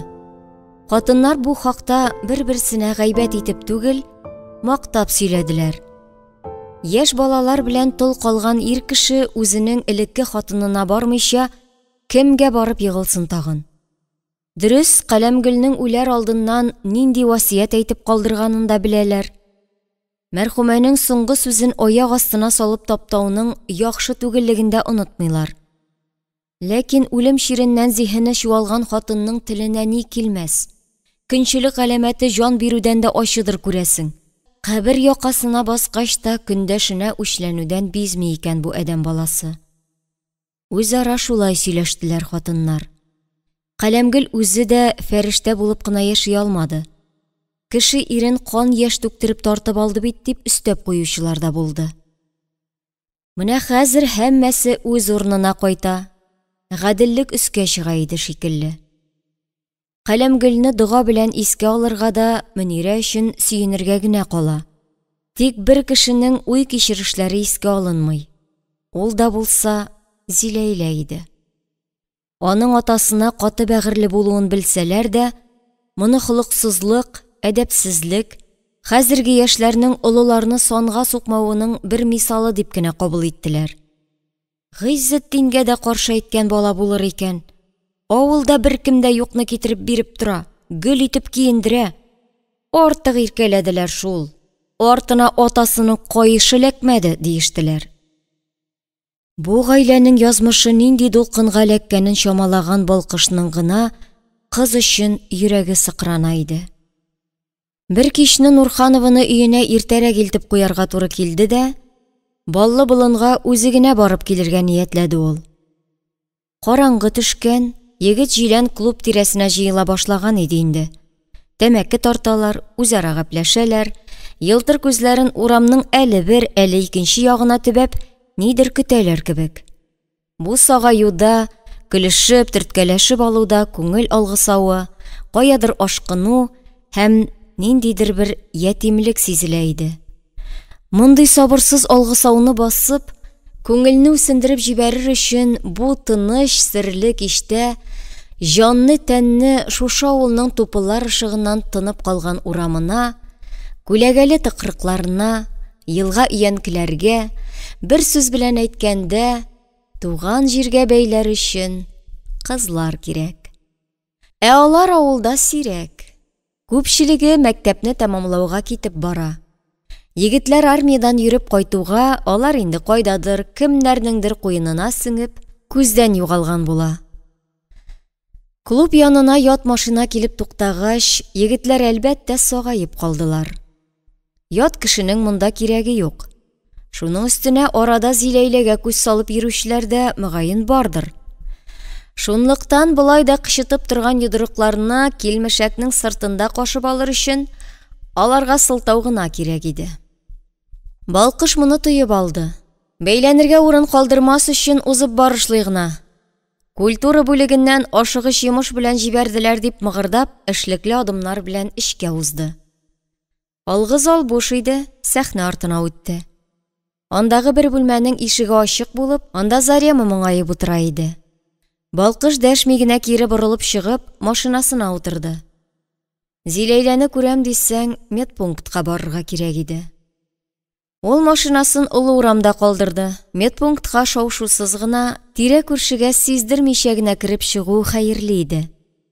Капка төбенә килеп җиткәч, эштән кычкырган тавыш ишетеп туктап калды. Чыгып китсен хәзер үк. Эзе булмасын монда бүтән. Күрәсем дә килми. Чарасызлыктан буылып кычкырынган бу тавыш иясе һич шиксез Зиләйлә иде. Балкыш капканы шыгырдатмаска тырышып ишек алдына узды. Ләкин нигә керергә яхшы сынмады. Нишлисең син, кызым? Нишләп булай холыксызланасың? Үз әтиең ич ул синең, диде өлкәнрәк хатын-кыз тавышы. Миңа әти түгел ул. Зареманың атасы ул. Аның белән яшәсен әнә. Бездә дәхиле булмасын. Ялды ишегеннән ялан башлы ир кеше чыкты. Ул балкышны күрмәгәндәй, тигезсез атлап һәм авыр сулап капкага таба узып китте. Бу Гыйззетдин иде. Ә эштә Зиләйлә һаман кычкырына иде әле. Син үзең аны куып чыгарырга тиеш. Ул безне ташлап китте. Кеше алдында хур итте. Шундый ата буламыни? Ул нинди ир? Кая синең горурлыгың? Мин үз горурлыгымны үзем беләм. Бу юлы ананың тавышы нык, хәтта шактый каты яңгырады. Атаң белән анаң арасын тикшерергә башың яшь әле. Минемме башым яшь? Минемме? Алайса ник мине катыштырдыгыз? Кем катыштыра сине? Телеңне тый да тик кенә утыр. Синең башың җитә торган эшмени бу? Сез теләсә ни кыланасыз, бер аерылышасыз, бер кушыласыз. Ә яты миңа төшмиме? Кыйбатлы кыз дип кемне мыскыл итәләр? Безнең күз алдында әллә ниткән бер килмешәкне култыклап йөргән ул түгел идеме әллә? Мәрхүмәне хурламыйлар. Телең кырыр. Минем телем кырысынмы? Минемме? Син мине каргый башладыңмы инде? Алайса мин сез генә яшә. Тегенең балаларын үзеңнеке итәрсең. Ишек шакылдап ачылды, аннан ак күлмәкле кыз атылып чыкты. Һәм балкышны бәреп ега язып капкага таба томырылды. Булдырга әнисе чыгып басты. Кызым, Зиләйлә, тукта. Өйдәгене урамга чыгарып түкмиләр. Килешми, ярамый. Шунда балкышны күреп алды да кинәт кырысланып. Нишләп торасың монда? Диде. Йомышың булса туры керергә кирәк. Балкыш борылды да Зиләйлә артыннан йөгерде. Аны ул күперне чыккач яр буендагы карт өянке янында куып җитте. Кыз маңгаен агач кәүсәсенә терәгән. Балкыш елыйм әллә дип уйлаган иде, ләкин юк, борылып карагач, үзләре утлы күмердәй көйдергеч коры булып җимелдәде. Исәнме, Зиләйлә? Күзеңә тагын чүп кирдем әллә? Мин монда чирлеләрне кабул итмим. Юньле кеше күзенә чүп керүне сылтау итеп, районнан монда килеп йөрми дә. Ничава, кайбер очракларда мин үземдә ашыгыч ярдәм күрсәтә беләм. Ярдәмгә мохтаҗ кеше күренми әле монда. Минемчә бар ул. Берәүнең йөрәгенә шырпы кергән. Шуны тартып алырга кирәк. Бик ашыгыч рәвештә. Ул моны җитди итеп, шул ук вакытта менә көлеп җибәрергә әзер тавыш белән әйтте. Зиләйлә шунда бер елмаеп куйса, ирексездән көлемсерәсә, күңеле дә теле дә йомшап китәчәк иде дә бит. Тик ул тагын да дырфалана төште. Безнең йөрәкләр нык, шырпы керерлек түгел. Үзегезне саклау ягын карагыз, диде. Балкыш аның усаллыгын шаяру тамчылары белән генә басып булмаячагын аңлап, сүз сөрешен үзгәртергә кирәк тапты.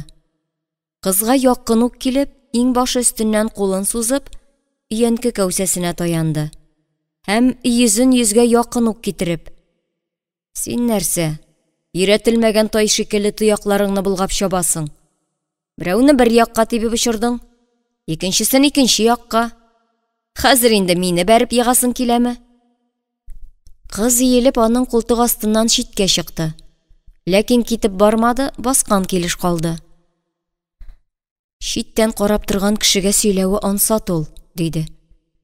"Үз башыңа төшсә, минем кебек кенә дә булмас идең әле." Балкыш аркасы белән өянке кәүсәсенә сөялде. Төн үзенекен иткән. Ава шактый җиләсләнгән булса да, агач ышыгында җылы иде. Һәм аның тәнгә рәхәтлеге өстенә күңелне тынычландыра торган шифасы да бар иде. Балкыш башын чиеп, яфраклар арасыннан сирәк кенә җемелдәшкән йолдызларга карады. Гүяки эчендәге сорауларына алардан җавап эзләде. "Синең урында булсаммы", диде уйлангандай. "Минем дә йөрәк әрнеми калмас иде." Шул менә. Читтән карап сөйләү ансат ул. Чынын башына төшкәннәр үзләре генә аңлый. Бу юлы Зиләйләнең тавышы йомшап китте. Анда сулкылдау ишетелеп куйгандай булды. Шулай да кеше әйткәнгә колак салмый булмый. Үзең дә бит кеше сүзеннән гарләнеп ярсыйсың. Нигә син начарны гына йөрәгеңә якын аласың?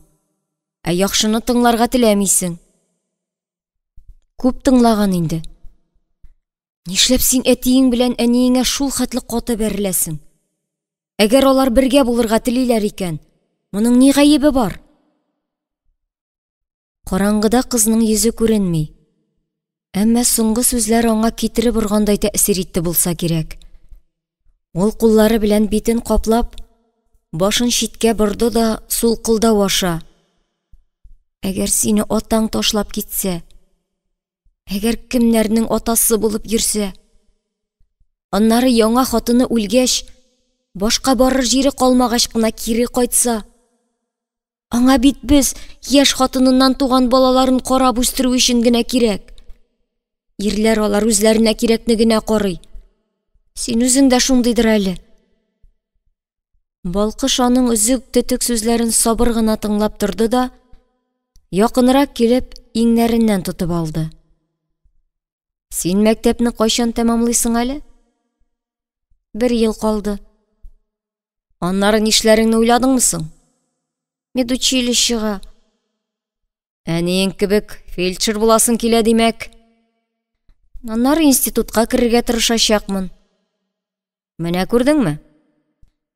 Аның янында күп булса 1 ел яшисең калган. Аннары чыгып китәчәксең дә кире кайтмаячаксың. Анаң ялгыз кала. Ишеткән бар андыйларны.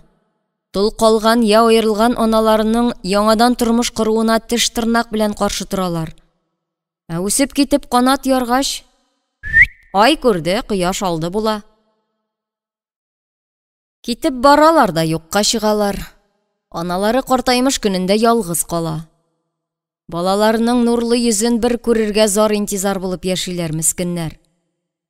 Син әниеңә шундый язмыш телисеңме?"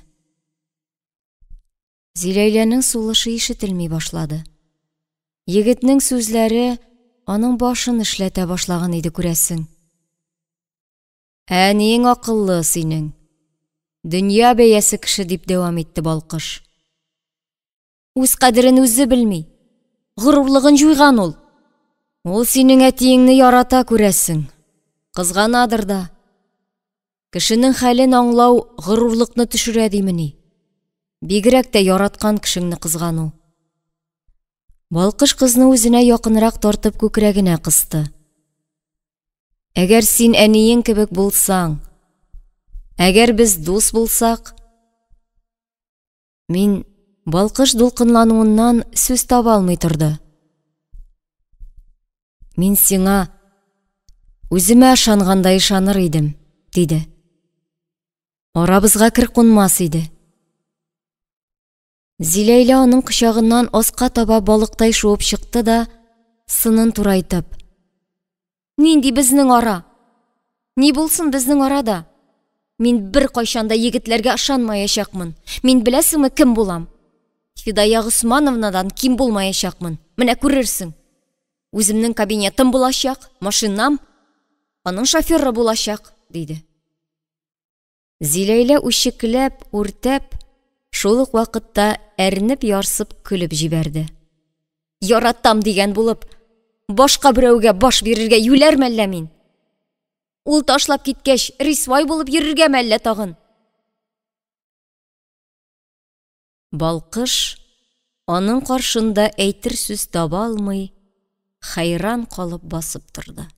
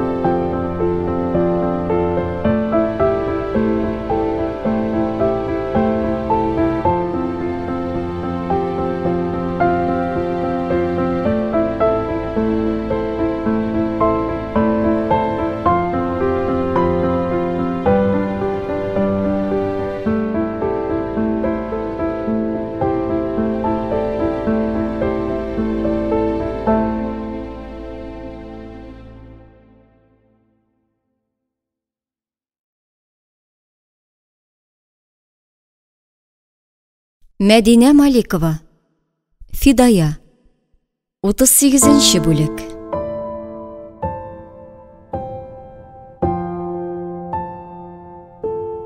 Фазилә ире янына баллы болынга күчеп килергә соңара язды бугай. Ул председатель өчен яңа йортның өлгергәнен көтәргә ниятләгән иде. Ләкин кыш үтте, яз җитте. Төзелешнең очы-кырые күренмәде. Янган кешеләргә йортлар торгыздылар. Кармаш хастаханәсенә мунча салдылар. Авылда шул ук бер осталар эшли бит инде. Аннары язгы чәчү, чөгендер эшкәртү, печән әзерләү кебек кызу эшләр бер-берсенә тоташып кына бара башлады. Ахыр чиктә кеше өстендә яшәүне һич күңеле тартмаса да, язын улын алып Наиләгә күчеп килергә ниятләде Фазилә. Карчык та моны хуплады кебек. Аның чәй янында күгәрчен кебек гөрләшеп яшәр чакларда ирең белән аерым-суырым икең ике җирдә торалармыни дигән кебегрәк сөйләнүендә астыртын бер мәгънә ятадыр сыман тоелды. Шулай итеп, ул яз ахырында күчеп тә куйды. Вакытсызрак та иде кебек үзе. Чөгендер басуын эшкәртергә бүлеп бирер чак җиткән генә иде. Ләкин ир дигәндә анысына гына түзәсең инде. Сәбәбе дә килеп чыкты. Колхозның экономисты, пенсия яшендәге Шакир абзый йөрәге начарланып, эшеннән китәргә мәҗбүр булды. Финанс-экономика белгечлеге булган Фазиләгә ярыйсы гына эш иде бу. Ул мөгаен әле килеп урнашкан белгеч буларак, басуга чыкмый да кала ала иде. Ләкин ул алай итмәде. Укытучылар, бухгалтерлар, фельдшер, клуб мөдире белән бер рәттән кулына тәпкә алды. Һәм бу гамәле белән авыл халкы алдында иренең абруен тагын да ныгытты. Ләкин зирәк хатын буларак, ул Наилә ишарә ясаган афәтне булай гына юкка чыгарып булмаганын яхшы аңлый иде. Һәм ул хәвефле җилнең кайсы яктан искәнен тиз чамалап алды. Райкомның 3нче секретаре Нурханова тарафыннан исә иде ул. Фазилә аны бер күрүдә яратмады һәм юка гәүдәле сары хатынны ни өчен шундый зур урынга утыртканнарын аңламады. Ирлектә ирләргә начальник итеп кем куйган аны? Ни төрле сәләте, нинди яхшылыклары өчен күтәргән? Кемнеңдер игътибарын җәлеп иткән, кемнәрнедер үзенә караткан, кайсыларынадыр яраган.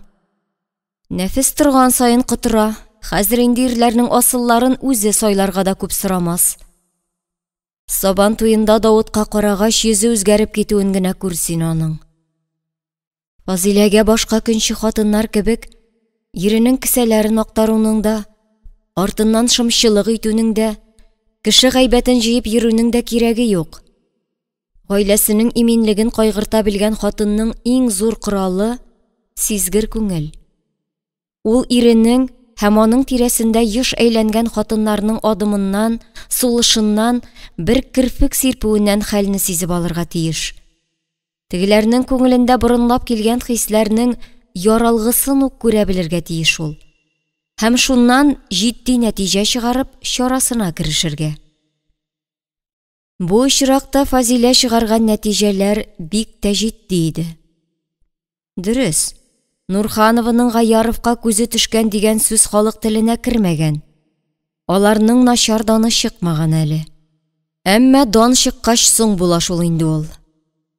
Монда хәлләр шул ук чөгендер басуындагы кебек. Шу бүләнен ни кадәр иртәрәк утасаң, шул кадәр яхшырак. Тамырын киң җәеп ныгыган сарутны йолкып алуы авыр. Җитмәсә ул үзе белән чөгендернең үзен дә өстерәп чыгара. Гаиләңнең тамырсыз каласын көттә тор. Ләкин хәзер инде басудагы кебек бөтен халык күз алдында сурайып, китмән булгап йөреп булмый. Сарутның тамырын астан кисү җаен табарга кирәк иде. Наилә белән, авылның башка хатыннары белән аны-моны сөйләшкәндә, сүзне җай гына Нурхановага тоташтырып, ул бу хатын турында шактый күп нәрсәләр белде. Мәрхүм иренең аңа булган кайнар мәхәббәтен, ул вафат булганнан соң хатынның кинәт күтәрелеп киткәнен, хәзер хастаханә салу артыннан җан атып йөрүен, һәм бу бетәр-бетмәс мәшәкатькә тирә-юн колхозлардан да ярдәм сорауын белде ул. Ә инде баш табиб Газимовның өстеннән төшми, аны шушы төзелешкә бик каты җиккән икән. Димәк, аның белән еш очрашалар дигән сүз бит бу. Ә баш табибның хатыны моңа ничек карый икән? Атнага бер тапкыр Баллыбылыннан Кармашка автобус бара. Давыт шундый тәртип керткән иде. Көннәрнең берендә Фазилә дә тәвәккәлләп шул автобуска барып утырды. Юлы ифрат уңды. Нурханова да анда иде. Баш врач белән икәүләшеп яңа бинага керә-чыга йөриләр. Төзүчеләр белән кызып-кызып нидер сөйләшәләр. Хатын-кыз табибы һаман юк икән. Баллыбылыннан читереклерәк зар белән килгән хатыннар Гөлфия янына керергә чират алдылар. Фазилә ишек төбендәге соңгы урындыкка барып утырды. Аңа өлкән шәфкать туташы белән ашыкмыйча сөйләшергә кирәк иде. Гөлфиянең ак халаты, ак яулыгы фонында шикрәеп торган сипкелле йөзенә бер күз салу белән Фазилә борчуларының уртак икәнлеген сизеп алды. Үзе эче авыртудан, күременең озакка сузылуыннан зарланган булды. Чөгендергә чыгып кына шулай булдым, диде. Эш кушканда бит хатыннарның хәлен сорап тормыйлар. Кырсыклымы син, вакытсыз чагыңмы? Берни белән исәпләшү юк. Баллыбылында бер хатын шул чөгендер басуында өзлегүдән үлеп тә киткән дип сөйлиләр. Шулай сөйләнде Фазилә. Үзе исә үткен күзләре белән шәфкать туташын күзәтте. Ә Гөлфия шактый таркау, аның башында бөтенләй башка уй. Күзләре исә төзелеш ягына караган тәрәзәдә иде.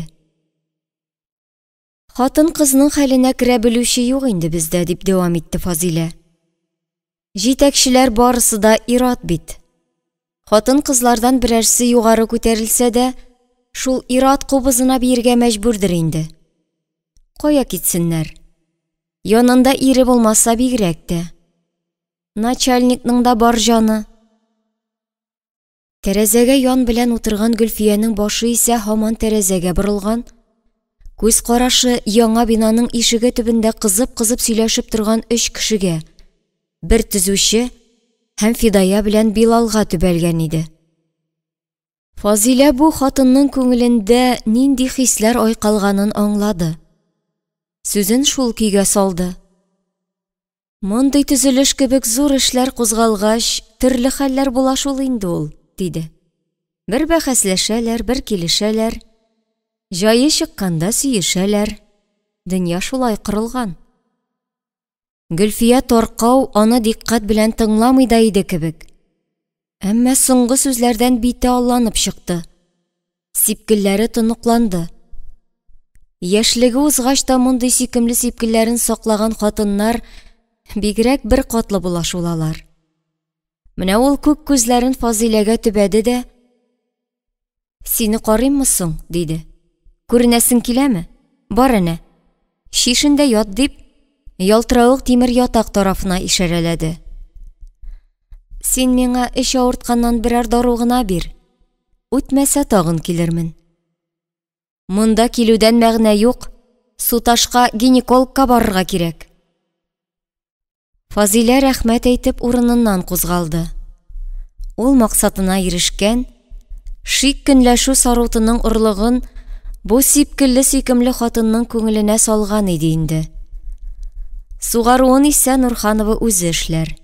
Килеп торыр, Газимов белән очрашып торыр. Бу хатынның шиген үстерә торыр. Аның башка чарасы юк. Чөнки башлаган төзелешне тәмамлап макталасы, дан аласы киләдер бит инде. Дан да алыр, макталыр да бәлки. Ләкин ул урынында озак утырырга, машинасында теләсә кая чабарга, теләгән минутында Давытны очратырга тиеш түгел. Аның мондый мөмкинлеге булмаска тиеш.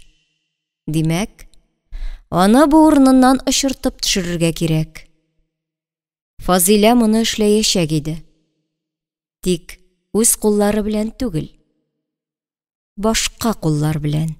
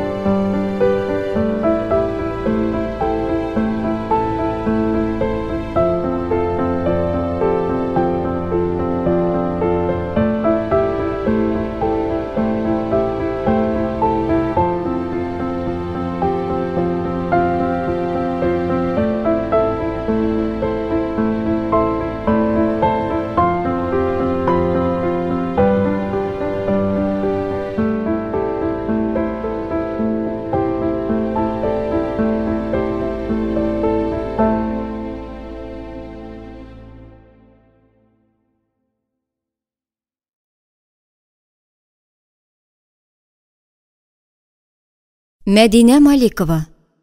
Фидая. 39-нчы бүлек.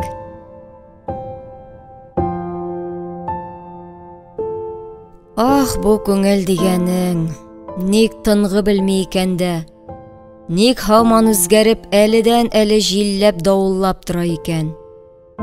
Кай чакларда күңелләрдә шундый гарасатлар куба ки, алар безне бетереп алып китәләр дә шыңгылларга илтеп ташлыйлар. Гыйзетдин белән нәкъ менә шундый хәл булды да. Таяннар юатыр кешесе булгач, аның олы хәсрәте җиңелрәк үтәргә тиеш иде кебек. Шуның өстенә ике яктан ике малай гел тынгысызлап тора. Башны аска салындырып, моңаеп утырырга ирек бирмиләр. Йортта мәшәкатьнең чиге юк. Азарема яшь әле. Ярым ятим калган өйне ул гына ямьле итеп тота алмый. Хуҗалыкка чын хуҗабикә, балаларга әни кирәк. һәм авыл халкы Гыйзетдин озакламас Мөнирәне үз янына бөтенләйгә алып кайтыр дип көтә иде. Әмма алар уйлаганча булмады. Хәер, арадан берәү зур бәхетсезлек киләсен сизенгән иде. Бу берәү Фидая иде. Ләкин ул да хәлнең ни кадәр хәтәр икәнен аңлап җиткермәгән икән. Бер көнне кичкә таба Кармаштан кайтып килгәндә, ул басу артындагы каенлык янында зәңгәр Нива торганын күреп алды. Машина таныш иде. Күңел сыкрап куйды. Истәлекле урында, истәлекле машина. Фидаяның башыннан узганнар менә хәзер Гыйзетдингә килде. Хатыннар Мөнирәсе янына барып юаныч таба ул дип сөйлиләр сөйләвендә. Эчендә нинди утлар янганын кем белгән? Хәлен белү начар булмастыр. Каенлыкка сугылып чыгыйк әле, диде Фидая балкышка. Агачлык артындагы алан буш иде. Әрәмәлектә таллар арасында кызыл тап күреп, Фидая шунда таба китте. Кизләү янында ауган янкы кәүсәсендә кызыл күлмәк кигән Гыйзетдин утыра иде. Каршысында сусыл үләнгә гәзит җәелгән. Аның өстенә ипи телемнәре, ит калҗалары һәм шешә белән бер стакан. Гыйзетдин ялгызы табын кырып эчеп утыра иде. «Исәнме, иптәш секретарь?» дип урыныннан торып басты ул. «Мактап йөрисең икән, ризык өстенә туры килдең». Һәм гаепле кешедәй чалыш елмаеп, кулы белән гәзиткә ишарәләде. «Узайда, утыр менә монда, җылы урынга», диде. Фидая каршы килмәде, барып агачка утырды. «Бәйрәм түгел, туй түгел, бу нинди табынсың әле монда?» дип сорады йомшак кына. «Каләмгөлнең кырыгы бит бүген», диде Гыйзетдин, каядыр югарыга карап. Ул әйткәннең мәгънәсен көчәйткәндәй, агач башларын шаулатып кисәк кенә җил исеп куйды. «Мәрхүмнәрнең кырыгын булай үткәрмиләр», диде Фидая. «Гөнаһ бу». «Үткәрдек. Карчыклар җыелып барысында тиешенчә эшләделәр. Кешечә булсын дип тырыштылар. Наилә дә, башкалар да». Фидая калкынып куйды. Башкалар дигәне Мөнирәне аңлата иде. «Кешечә булды. Ләкин Каләмгөлчә булмады», диде Гыйзетдин. Һәм иелеп яртылаш бушаган шешәдән стаканга аракы койды. «Инде монда килгәнсең икән, мә, тотып куй әле берне аның истәлегенә». Фидая стаканны кире этәрде. «Мин эчмим. Ярамый». «Нәрсә генә ярыйсың сезгә? Наилә апа сине карчыклар мәҗлесенә чакырмакчы иде. Райком секретарена дога укыган җирдә утыру ярамас диделәр. Шуңа күрә сиңа әйтеп тә тормадылар. Монда кеше күрмәгәндә, аның хөрмәтенә бер матур сүз әйтеп тост күтәрергә тагын ярамый. Мәрхүмне яхшы яклары белән искә алырга ярый мәсәлән. Аның якты хатирәсен күңелләрдә сакларга. Аның яхшы якларын белә идегезмени соң сез?» Гыйзетдин башын артка кайрып стакандагы аракыны эчеп җибәрде. Йөзен җыерып, җиң очы белән авызын сөртте, иелеп ит калҗа салды. Ләкин ашамады. Бер кулына стакан, икенчесенә калҗа тоткан килеш тынып торды.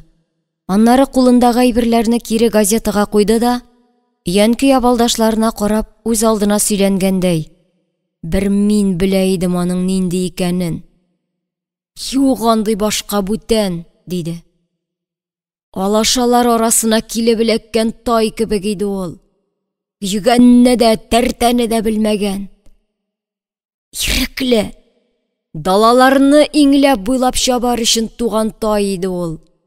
Үзе генә түгел, башкаларны да шулай талпындыра белә иде. Аңа йөреп җилне ярып офыкларга ыргыласың. Йөрәгең күкрәк читлеген тишеп чыгардай булып тибенә. Ә син һаман чабасың. Андый чакта янып үлсәң дә жәл түгел. Гыйзетдин кулларын күтәреп, җилпенеп куйгандай итте. Әллә чынлап та чабып китәргәме? Юк. Чәчен сыпыргалады. Кызыл җиңнәре сәер кошның канатлары кебек иде. Каләмгөл иренә ачык төсле күлмәкләр кигезергә ярата иде шул. Озакка чыдар әле алар. Мәрхүмәне гел-гел искә төшереп торыр. Әгәр барысын да алыштырырга Мөнирәнең акылы җитмәсә. Әйе, ул теләгәнен эшләде. Сүзнең турысын сөйләде. Ике йөзлеләнүне белмәде дип сүзен дәвам итте Гыйзетдин. Ә бу тормышка андыйлар кирәкми шул. Эш атлары гына кирәк. Чәчсеннәр, урсыннар, чөгендер басуында йөгенсеннәр, көндезен ярышта җиңәм дип көчәнсеннәр. Артыгын сырап сезне борчымасыннар. Бездәге җитәкчеләр халыкның шундый булуын тели. Шулай бит. Алай ук гадиләштереп булмый инде. Нигә катлауландырырга? Асылда шуңа кайтып кала. Мин дә бит аны һаман тәртә арасына тарттым. Шуңа чыдамый вафат булды да. Исән чагында үзе теләгәнчә яшәргә ирек булмады. Үлгәч, васыяты үтәлми. Ул әйтеп калдырганча бармый берсе дә. 7-сенә 40-ына табынны ул теләмәгән кеше әзерли. Гомере буе аның артыннан гайбәт сөйләп йөргән карчыклар килеп сыйлана. Туктале, Гыйзетдин. Кемне чакыру синнән тора бит? Миннән генә тормый шул. Дөнья үз җаена бора да куя. Мин менә үзем дә исән чагында хыянәт итмәгән идем. Үлгәч хыянәт иттем мин аңа. Нинди хыянәт? Уйлап түгел. Үзеннән үзе шулай килеп чыкты.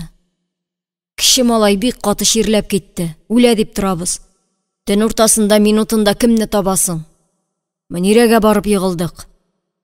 Ул алып калды баланы. Ләкин Каләмгөлнең ризалыгы юк иде моңа. Рындырма дип васыят әйтеп калдырган иде. Ничек юатырга иде соң бу кешене? Хәсрәтен, үкенечләрен җиңеләйтерлек нинди сүзләр табарга? Юк иде андый сүзләр. Юк иде мондый кайгыдан котылу чарасы. Булыр иде ул. Әгәр дә гашыйкның хисләре икесенең генә язмышын хәл итә торган булса. Ләкин ул тойгылар башка кайберәүләргә дә нык кагыла. Бу очракта 2 баланы кая куясың? Алар өчен яңа ояны кем корыр да, кем аларны иркәләп назлап үстерер? Мөнирәдән гайры моны эшләрлек башка берәү дә юк бит. Һәм Гыйзетдиннең үзен юатырлык та юк бүтән. Каләмгөл хаклы булмаган. Андый васыят әйтеп нык ялгышкан ул. Аның сүзен кире алдырып, хатасын төзәттереп булмый. Ләкин исәннәр алда ничек яшәү турында уйларга тиеш. Иң беренче чиратта балалар хакында төптән уйларга тиеш алар. Әйе, киләчәкне үткәннәрнең бизмәне белән генә үлчәп булмыйдыр шул.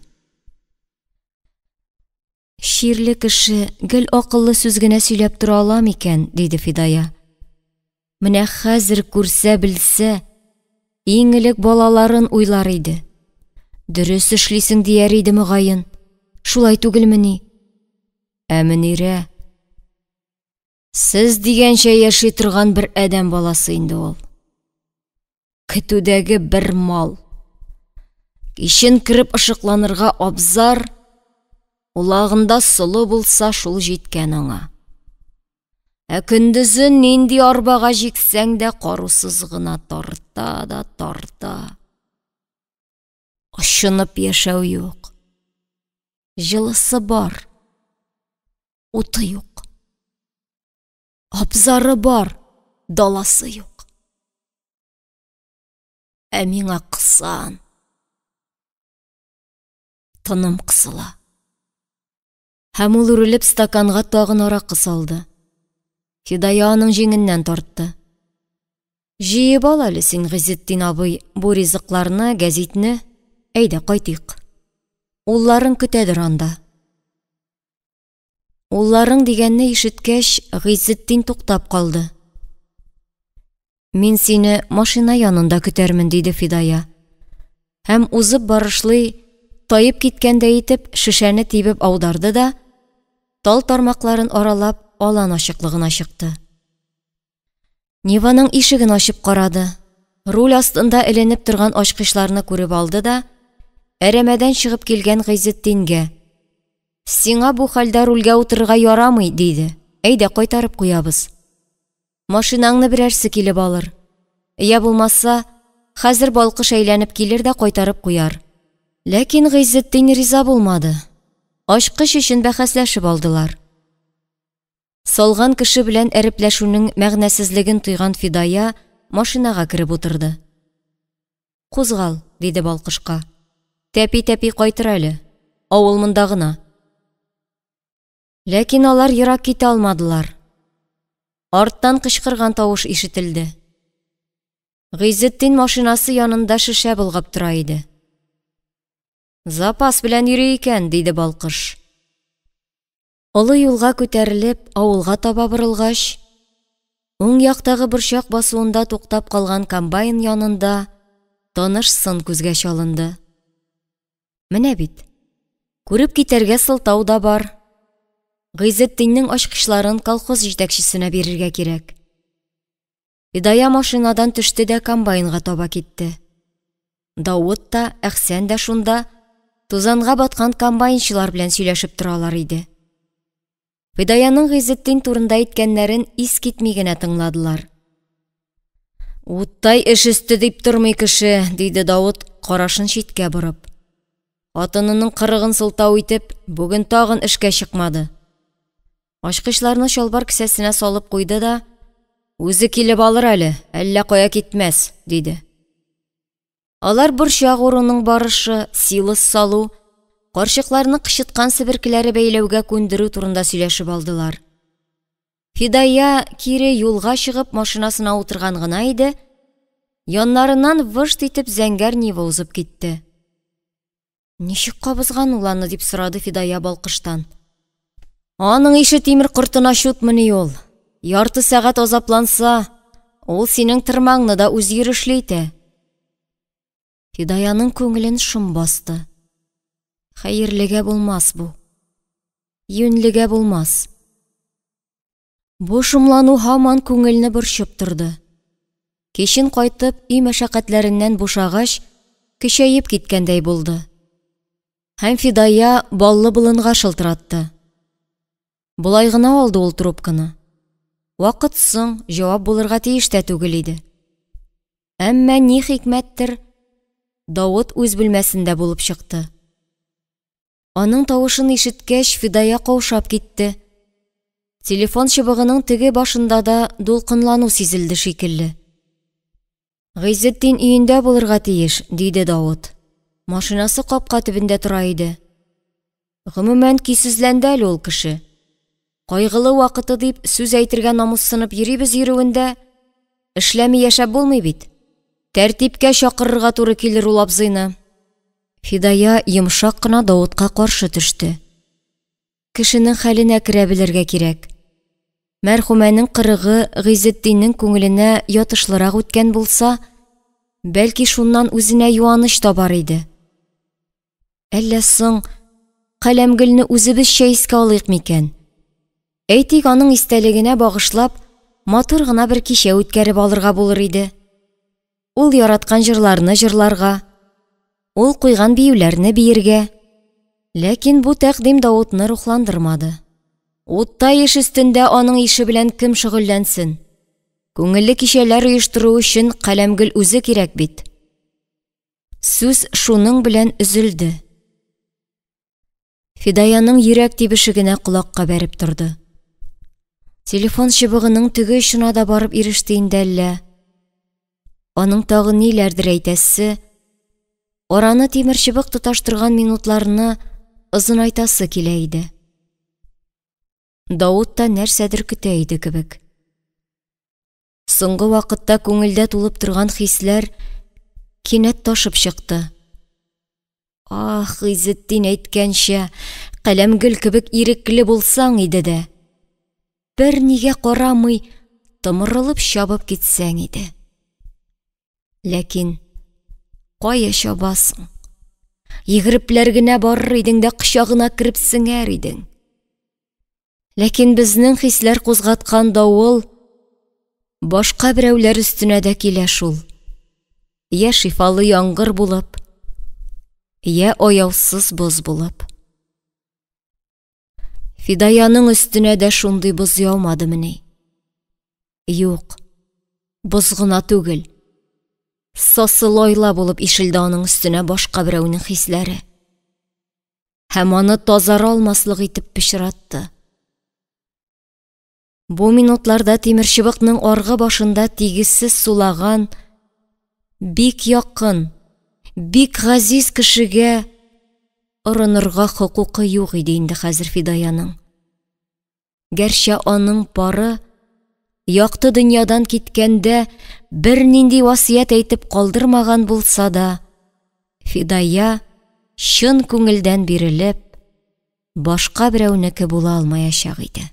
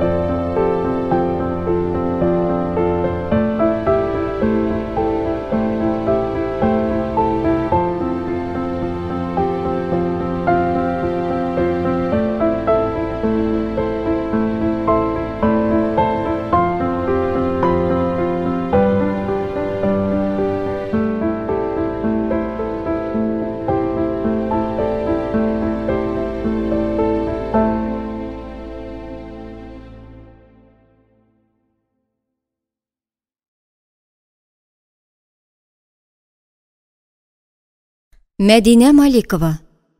Фидая. 40-нчы бүлек.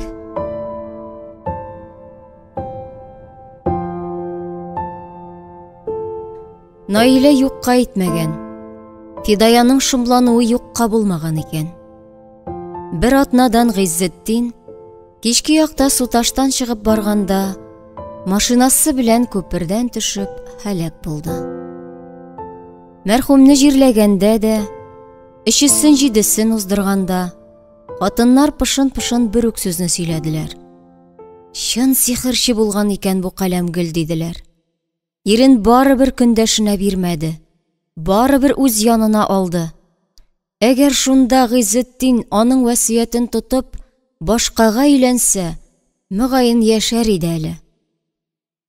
Ә балалар белән ни булыр инде хәзер? Фидаяның белүенчә, Мөнирә әлегә Гыйзетдин янына күчеп өлгермәгән, чөнки Зиләйлә каршы булган. Димәк, бер оя булып оешып та бетмәгәннәр иде. Ничек яшәп яталар икән? Фидая медпунктка иртәнге якта барып керде. Болдырда сөйләшеп торган 3-4 хатын белән исәнләшеп кенә узды да эчкә керде. Мөнирә каршында Наилә утыра иде. Мөгаен ширин сөйләргә түгел, үзе киңәш бирергә килгән.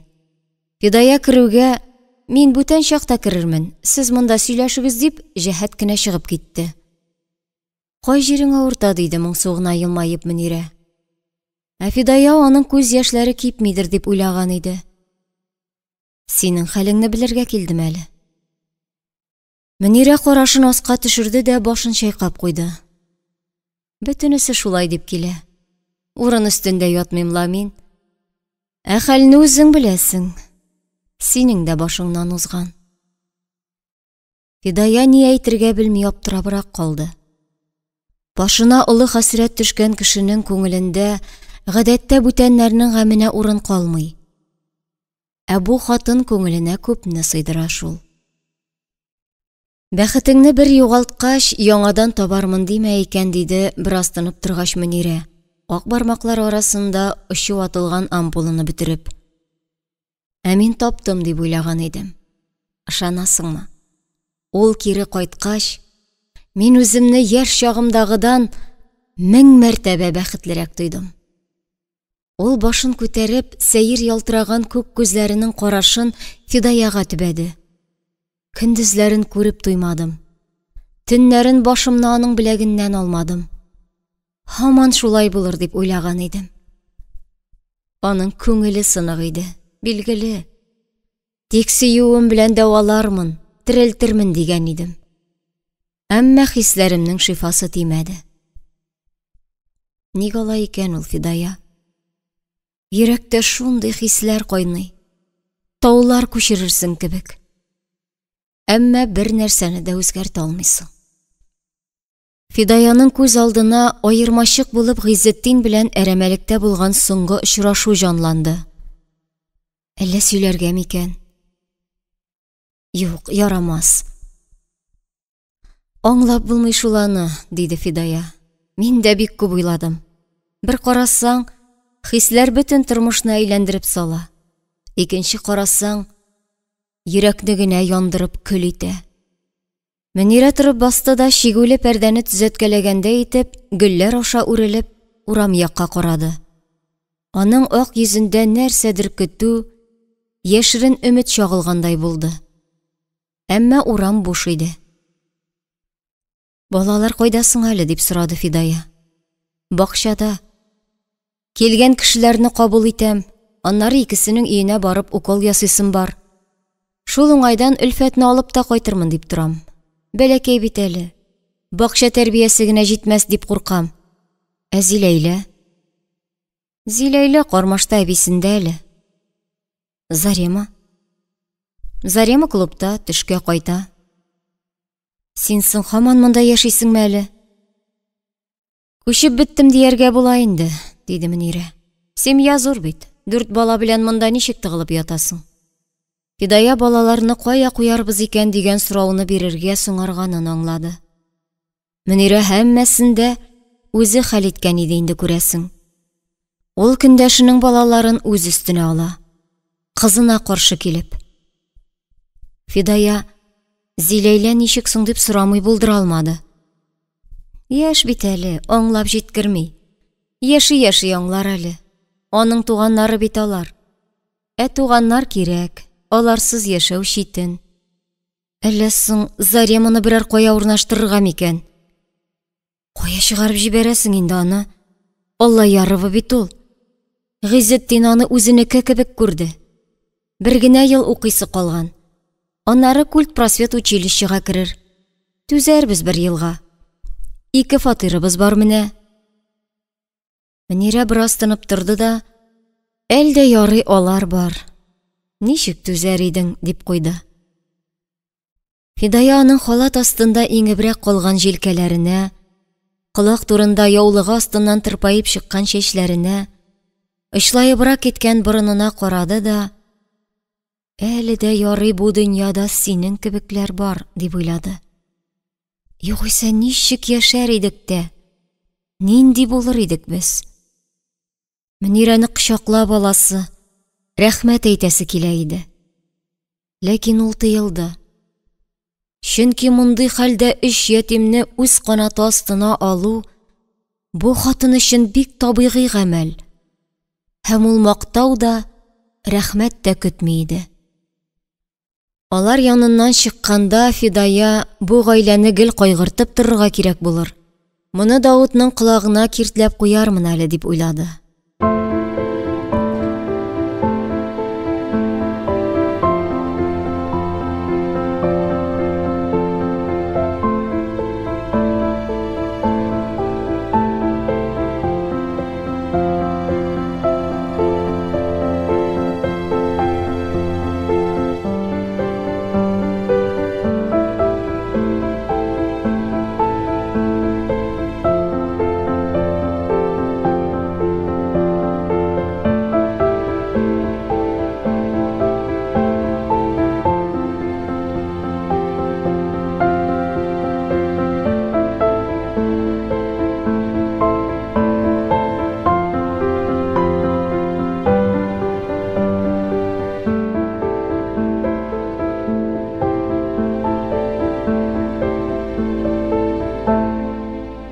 41-нче бүлек. Киңәшмәдән соң беренче 5 колхозның җитәкчесен үз бүлмәсендә алып калды. Күпчелек хуҗалыкларда урып җыю эшләре тәмамланган, бушаган комбайннарны артта калганнарга җибәрергә ниятләгән икән. Җиңүчегә ничә комбайн кирәк булыр дип, Ясәвиевкә текәлде Искәндәров. Васият урыныннан торып басты, суга чумарга әзерләнгәндәй тирән итеп сулыш алды да, «Берәү дә кирәкми», диде. «Ничек алай? Ничә гектар арпаң урылмаган әле синең анда? Үстергәнне югалтасы килми». Искәндәров сүзнең нинди югалту турында икәнен сорап тормады, булай да аңлашыла иде. Арпа бөтен көченә җитлегеп бетмәгән. Атна-10 көннән ул тәмам өлгерәчәк һәм уңышы да күбрәк булачак иде. Беренче сүз куертып тормады, башкаларга күчте. Үзәккә 2 комбайн, берне Спартактан, берне 25-нче партсъездан. Арпаның тәмам өлгергәнен көтеп, уңышны арттыру үзәк эчендә начар булмас иде билгеле. Ләкин бәрәңге алу башланды гына, алда чөгендер тора, тыгызга туры киләчәк. Һава хәле нинди була бит әле. Шуларны уйлап Давыт үз комбайннарында читтән килгәннәрне дә бөтен көченә эшләтергә тырышты. Үзе дә кырдан кайтмады. Кичләрен бик соң ятса да караңгыдан торып чыгып китте. 27 сентябрь көнне кич кояш байыр алдыннан бер артлы тезелеп килгән 3 комбайн зур басуны урып бетерделәр. Юл аркылы 20 генә гектар арпа калды. Комбайннарны юл читендә туктатып, Давыт янына килеп басканда, егетләрнең талчыккан чырайында канәгать елмаю балкыды. Бүгенгә эш тәмам. Авылга кайтып тәмләп ашарга да рәхәтләнеп ял итәргә була. Давыт исә борчылган кыяфәт белән әледән-әле кояш баешына карады. Чит-читләре алланган, уртасы кара кучкыл болытлар калкып килә. Мөгаен һава бозылачак иде. Мең рәхмәт сезгә дип ул егетләрнең кулын кысып чыкты.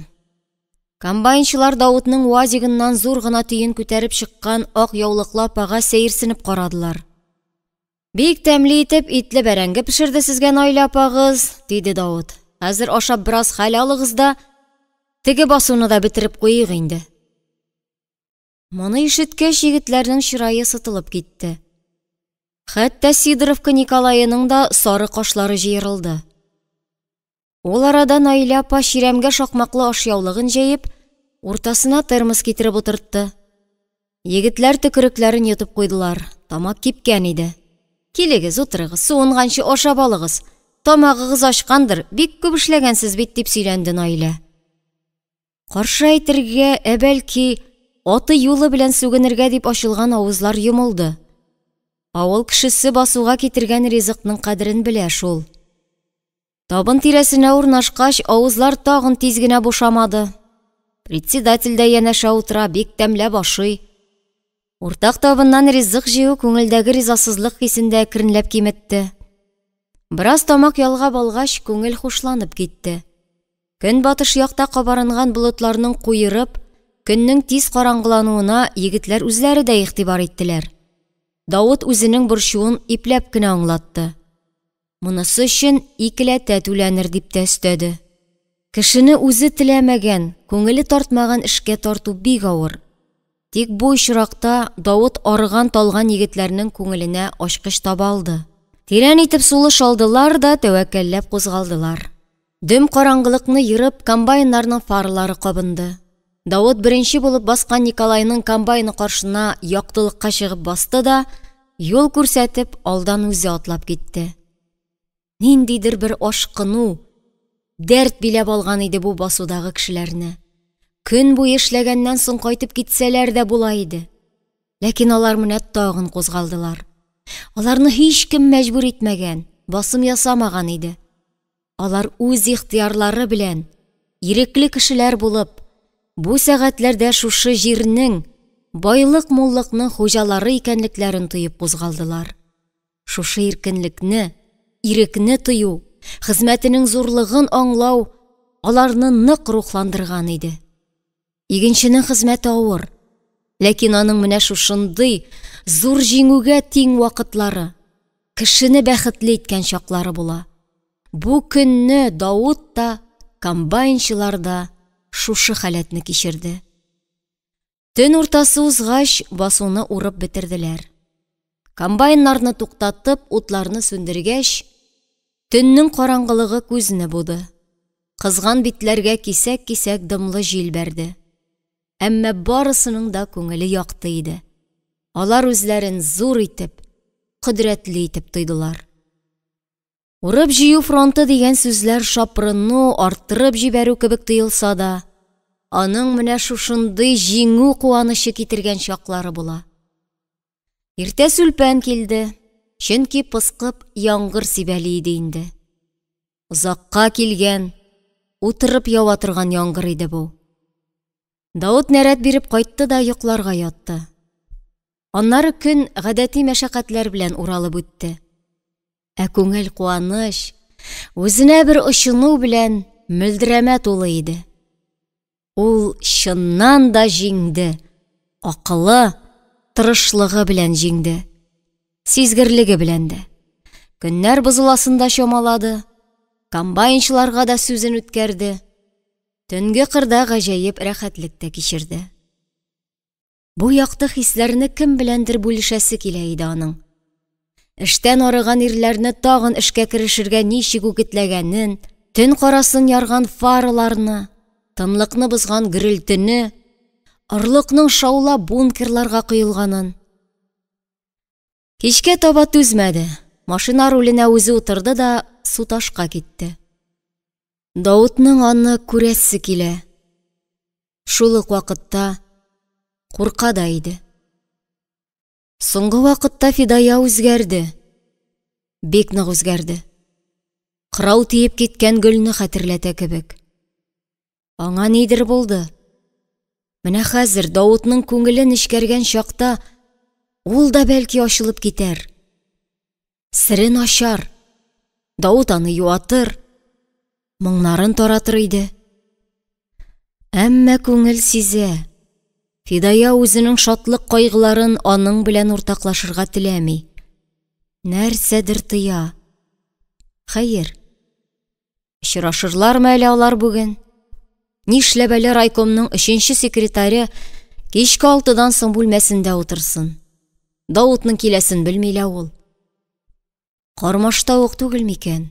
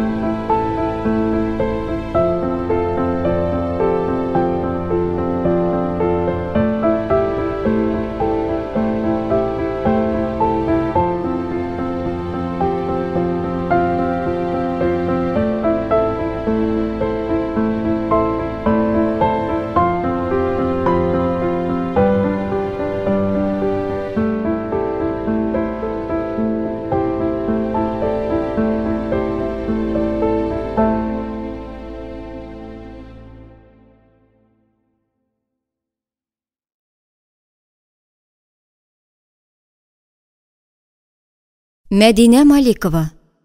Фидая. 42-нче бүлек.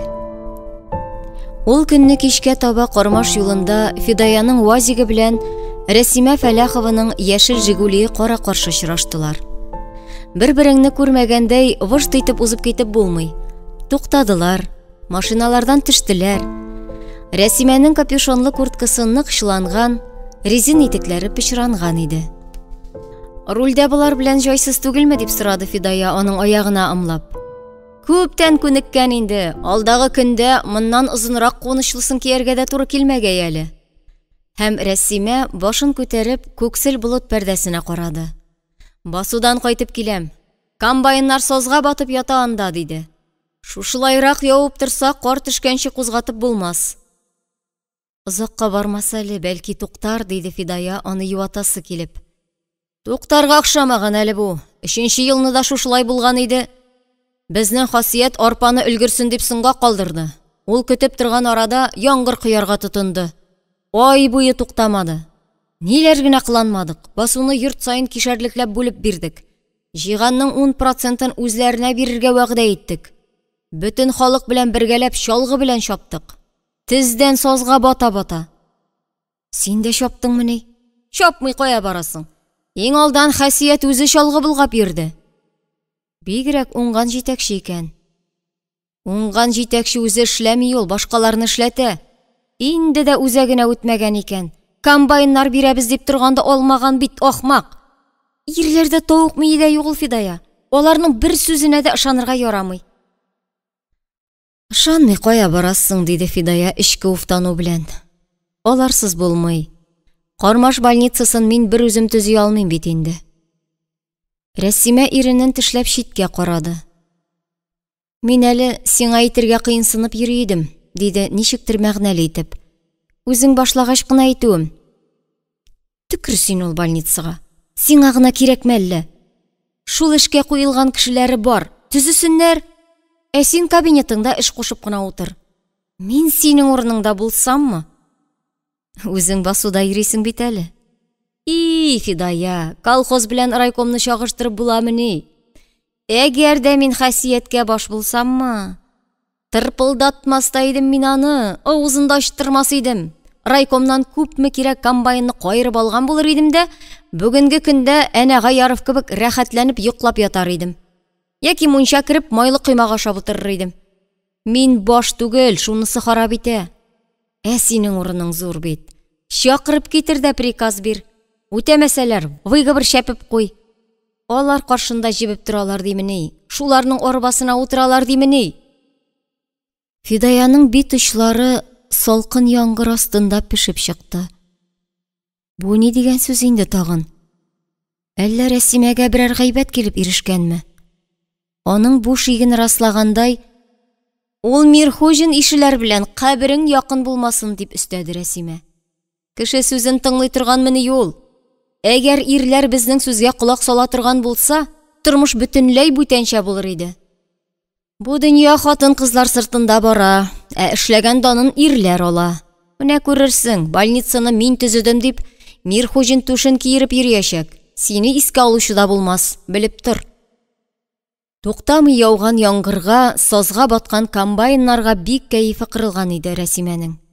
Үз күңелендә дә бозлы яңгыр ява башлаган кебек иде. Һәм аның сүзләре карлы-бозлы җил булып Фидаяның бәгыренә өргәндә итте. Шуннан соң аңа кире борылып кайтып китәргә кирәк булгандыр. Шулай итсә, ак сакаллы карт булган булыр иде дә бит. Ләкин безнең кайсыбыз дусларның акыллы киңәше белән генә йөрисең. Фидая да чая хатын белән тизрәк саубуллашып, машинасына кирип утырды һәм юлын дәвам итте. Элегрәк килгән чакларда яңа хастаханәнең ак кирпеч диварларын күрүгә аның кәефе күтәрелә торган иде. Ләкин соңгы айда килгән сайын күңел төшә башлады. Чөнки август ахырында төзү отряды китеп барганнан соң биредә хәрәкәт туктады. Эшнең зурысы эшләнгән, бина түбә астына кергән, штукатурланган иде инде югыйсә. Ишекләрен куясы, буйысы, идәннәренә линолеум җәясе. Үз җайы белән барыр иде. Әгәр дә Мирхуҗин бригаданы даими җибәреп торса. Ләкин юк. Юк, аннан мөһимрәк эш күп дип сылтавын табып тора. Искәндәровны да үзенә ышандыра. Тик Фидаяга гына ашыгырга кирәк. Бу урында утырганда яңа бинаның ишеген беренче булып үзе ачып кирергә тели ул. Күңеле сизә. Урынында аны озак утыртмаячаклар. Рәсимә дә шуңа ишарә ясады. Нишләргә? Кем ярдәм итәр аңа? Ул хастаханәгә кергәндә халат кигән Билал үз бүлмәсендә утыра иде. Кулында китап. Машина тавышында ишеткәндер. Фидаяның килгәнен дә белгәндер мөгаен. Ләкин каршы да алмый, чыгып та карамый. Бөтенләй сонга сукмый башлады дигән уй узды кызган баштан. Исәнмесез, Фидая Госмановна? Саумы? Ни эшләр майтарып ятасыз? Операциягә әзерләнәбез менә, шактый катлаулы очрак. Китап актарып белгәннәрне искә төшерми булмас. Төзелешне тәмамларга кирәге, исеңә төшмиме синең? Аны бөтенләй оныттыңмы инде? Һәр кем үз эшен эшләргә тиеш, Фидая Госмановна. Врач дәваласын, ә биналарны төзүчеләр салсын. Ник Мирхуҗиннан ныгытып таләп итмисез? Соңгысында пычрак бер киная ишетелгән кебек булды. Фидаяның җәберләнгән күңеленнән ярсу ташып чыкты. Ул алга таба атлады да, кизәнеп Билалның яңагына сугып җибәрде. Тагын. Әгәр шунда кулында камчы булса... Билал гаҗәпләнүеннән хәрәкәтсез калган иде. Шитләшмәде дә хәтта. Шул мизгелдә арттан «Ни булды? Нишлисез сез монда?» дигән тавыш ишетелде. Ишек төбендә Гөлфия басып тора иде. Фидая аны этеп тышка атылды. Машинасына чыгып утырды да балкышка «Кайтабыз» диде. Нишләдем мин? Нишләдем?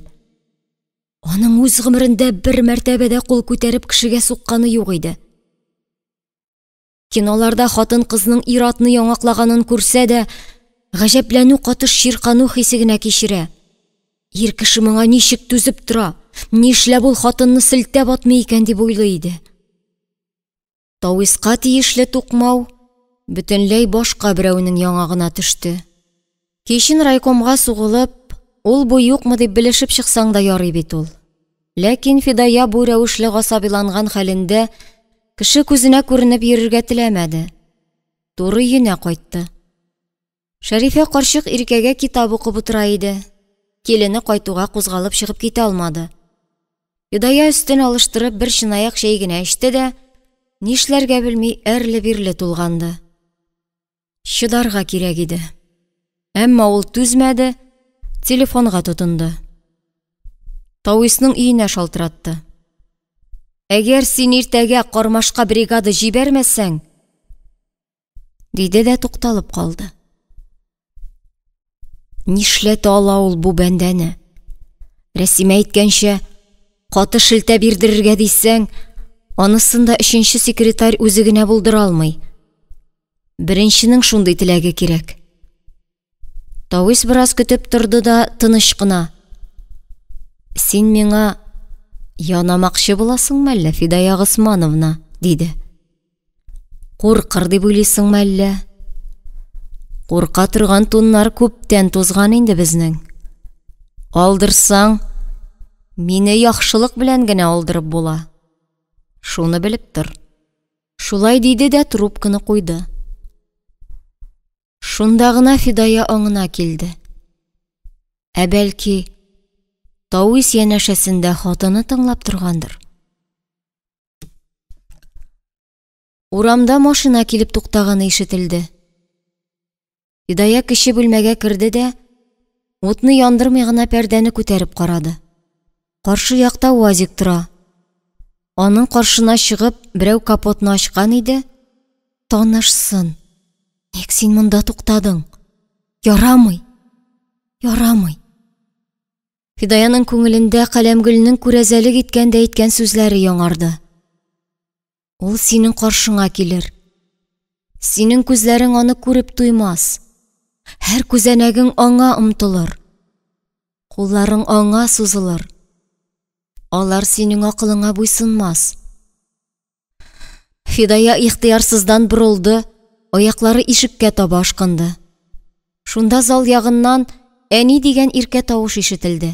Әни, кил әле монда. Әби яңа әкият укый.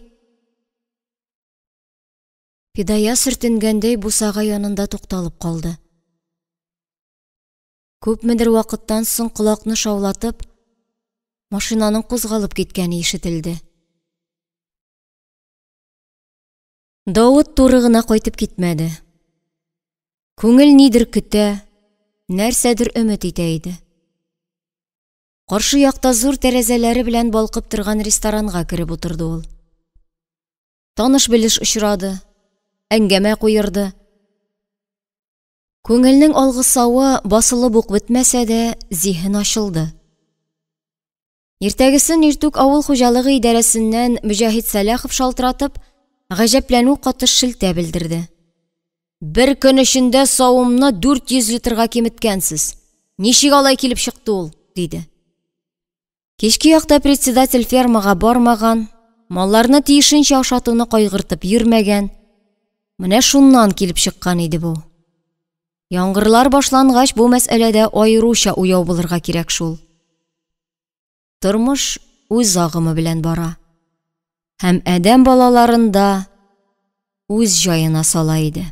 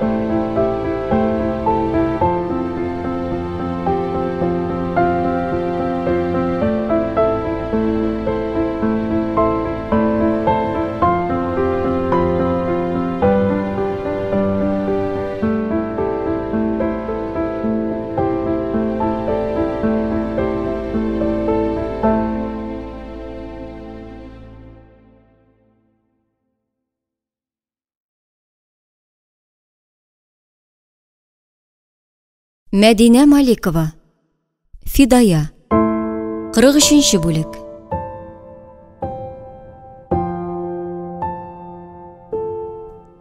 Рәсимәнең кисәтүе дә бер дә юкка булмаган икән. Башка тукмак килеп тә төште. Иртәнге киңәшмә тәмамланып, халык таралыша башлагач, Җәгъфәр Латыйпович: "Фидая Госмановна, сез калыгыз әле", диде. Беренчегә әйтер сүзе булган кайберәүләр тоткарланмакчы иделәр дә, моны ишеткәч, чыгып китү ягын карадылар. Искәндәровның авыр башын иеп утыруыннан, бераз күтәрелгәч күзлеге сәер елтыраудан, Фидаяның йөрәге жу итте. Белеп сизенгән икән. Җәгъфәр Латыйпович тирән итеп сулыш алды да: "Хәлләр шәптән түгел әле безнең Фидая Госмановна", диде. "Жалу килде синең өстән." Фидая дәшмәде. "Ник сорамыйсың ни турында?" дип. "Үзегез әйтерсез әле", диде Фидая. "Берәү генә булса, ничектер йомып калырга да булыр иде", диде Җәгъфәр Латыйпович. "Моннан бер ай чамасы элек килгән анонимканы ерагракка салып куйганда идем. Анысы финанс кагыйдәләрен бозу турында. Аларны ничек бозганыңны үзең дә беләсеңдер инде." "Беләм", диде Фидая. "Төзелештә андый хәлләр була инде. Андагы эшчеләрне эчереп яткыру ник кирәк иде сиңа? Хатын-кыз эшеме ул? Син бит прораб түгел. Хөкүмәтнең акчасына дип язганнар монда. Ревизор чакырыгыз, тикшерсеннәр. Эчерсәм дә, мин аларны үз акчама эчердем", диде Фидая. "Димәк, эчердең. Яшерер идең ичмасам. Нахак бәлә ягалар дияр идең. Үзең әйтеп торгач, бу хатны мин ничек йомып калыйм инде?" Искәндәров өстәл тартмасының эченнәнрәк канцелярия каптыргычлары белән конвертларына беркетелгән 2 хат тартып чыгарды. "Икенчесе менә имзалы да, хәтәррәк тә. Кеше гаиләсен бозуда гаеплиләр сине, иптәш Нурханова. Кем язганын беләсеңдер инде?" "Беләм", диде Фидая. Ул Мирхуҗинның хатынын күздә тота иде. "Әйтәм, аны кармаш юлыннан эзеңне суытмыйсың", диде Җәгъфәр Латыйпович.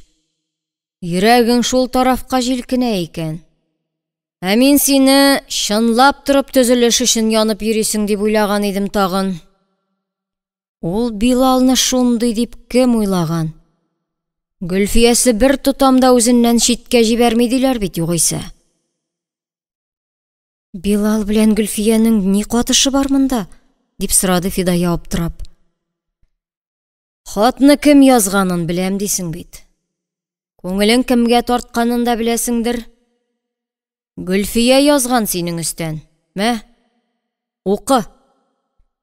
Мәктәп баласыныкы кебек тигез, пөхтә хәрефләр белән язылган хатның эчтәлеге бик усал иде.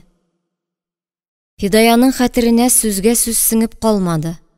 Әмма Нурханованың югары эш урыныннан намуссыз рәвештә файдаланып, баш табибны төп эшеннән айырып, бик еш кына үзе белән алып чыгып китүе, аның белән төнлә машиналарда утырып йөрүе, ахыр чиктә баш табиб аның белән араны өзәргә теләк белдергәч, авырулар күз алдында сугышуы тәфсилләп язылган иде. Аның ишене кылсаң да кешегә белдермиләр аны, диде Искәндәров башын иеп. Без халык алдында көзге кебек ялтырап торырга тиеш. Мин эштән китәргә гариза язармын, диде Фидая. Җәгъфәр Латыйповичның ярый бу юлга зурга җибәрмик, киләчәктә аң бул кебегрәк сүз әйтмәсме дип өметләнгән иде, әмма беренче шундуганың бу сүзен тотып алды. Шуннан башка чара калмый инде булай булгач, диде. Әдәм ышанырлык сылтау тап та, шума гына ычкын. Ранодан бер мәктәпкә направление бирерләр. Кайсы авылга барасың килә әйтерсең. Ераграгына инде, диде Фидая. Уку елының башы гына мәктәпләрдә сәгатьләр бүленеп беткән. Эш табуда җиңел булмас мөгаен. Кайбер мәктәпләрдә пионер-вожатыйлар кирәк әле, диде Фидая. Шундый тыныч тавыш белән әйтте ки, аның үзе хакында түгел, бөтенләй башка берәү турында сүз бара диярсең. Искәндәров урыныннан кузгалды да бүлмәне әйләнеп килде. Атын кыз күп вакытта менә шуның аркасында харап була шул инде ул, диде. Үзенә үзе хуҗа була белми, бөтен хикмәт шунда. Дөнья бәһәсе кеше бит син югыйсә. Шибәрлек дисеңме? Акыл дисеңме? Уңганлыкмы? Бөтенесе бирелгән. Тыныч кына эшләсәң, югарырак күтәрербез. Казанга ук җибәрербез дип уйлап йөри идем әле мин. Мондый койрык тагылгач, мантый алмыйсың шул инде. Кызганыч. Ул шулай уфтанып калды.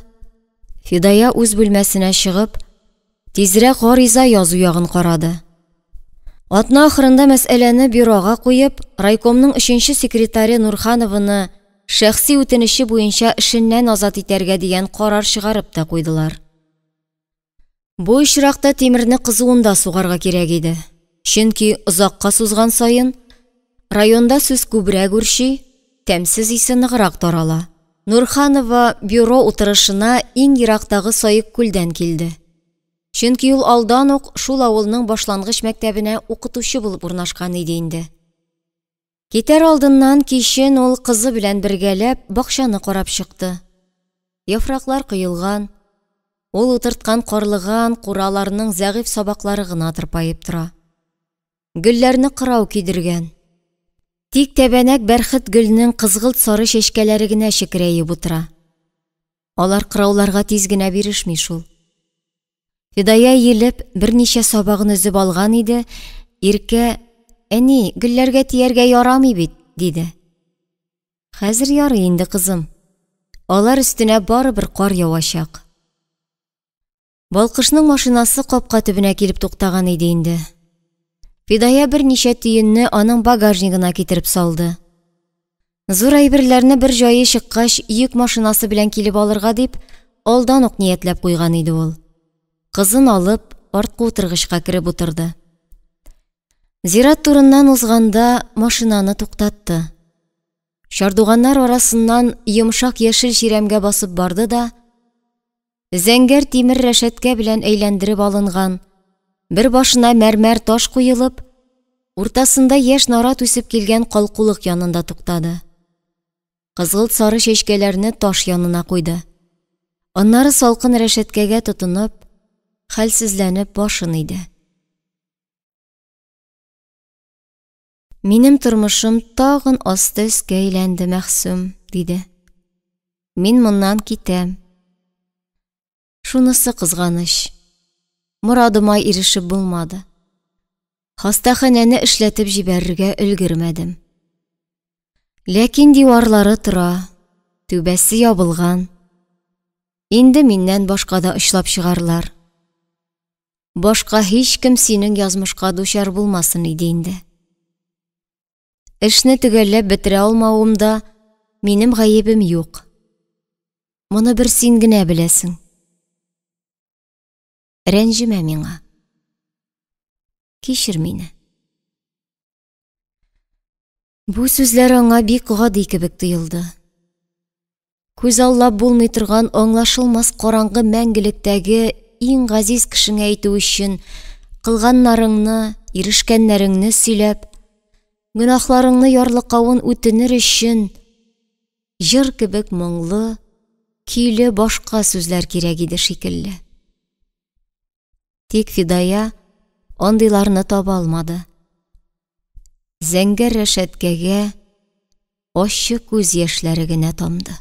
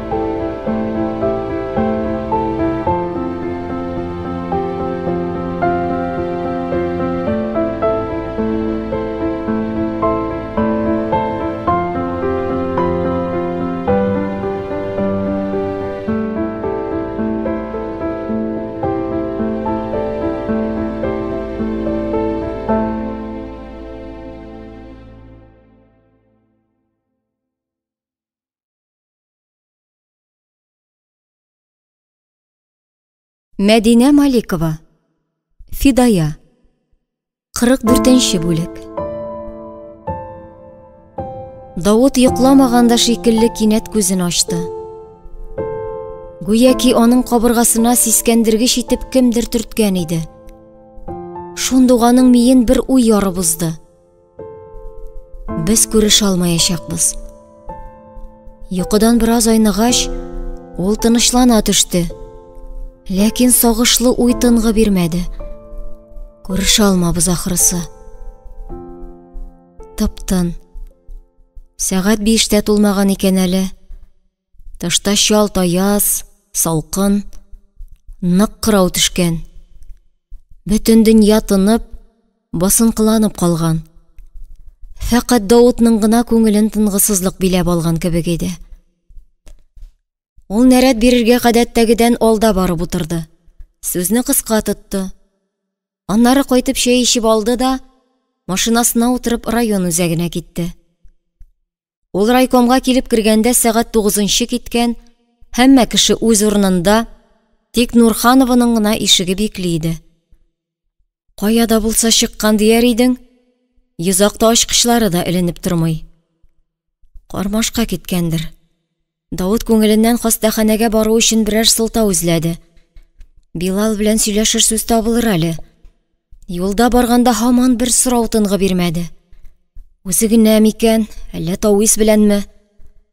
Кармаш урамын узып хастаханә үренә борылгач ук, капка төбендә 2 машина торганын күреп алды. Жигулилар. Нурханованың УАЗиге юк. Башка берәүгә утырып килде микәнни? Хастаханәнең бинасы кояшта яктырып, ерактан ук күренеп тора иде. Капка төбендә машинадан төшеп иске бинаны әйләнеп узгач, Давыт яңасы янына килеп, агач исе, буяу исе сеңгән һаваны күкрәк тутырып сулады. Яңа торгызылган бина янында кеше үзен үсеп киткәндәй, тәненә гайрәт, җанына яктылык ингәндәй тоя шул. Давыт ишекне ачты. Эчтән буш коридорда яңгырап сөйләшкән тавышлар ишетелде. Диварлары штукатурланган, әмма әле буялмаган, түшәмнән шәрә лампочкалар асылынып торган коридорның аргы башында кара костюмлы 4 ир кеше һәм алар янында ак халатлы берәү күренде. Халатлысы баш табиб Газимов, уртадагысы Мирхуҗин, калганнарын Давытның моңарчы күргәне юк иде. Ул ботинкаларын шакылдатмаска тырышып, төркемгә таба китте. Район җирендә мондый зур бинаны 1 ел эчендә торгызып кую җиңел түгел дип сөйли иде Мирхуҗин көр тавыш белән. Бөтен көчне шуңа салдык. Бөтен резервларны шушыңа юнәлттек. Республика җитәкчеләренә дә, министрлыкка да 1000 рәхмәт. Бик нык ярдәм иттеләр.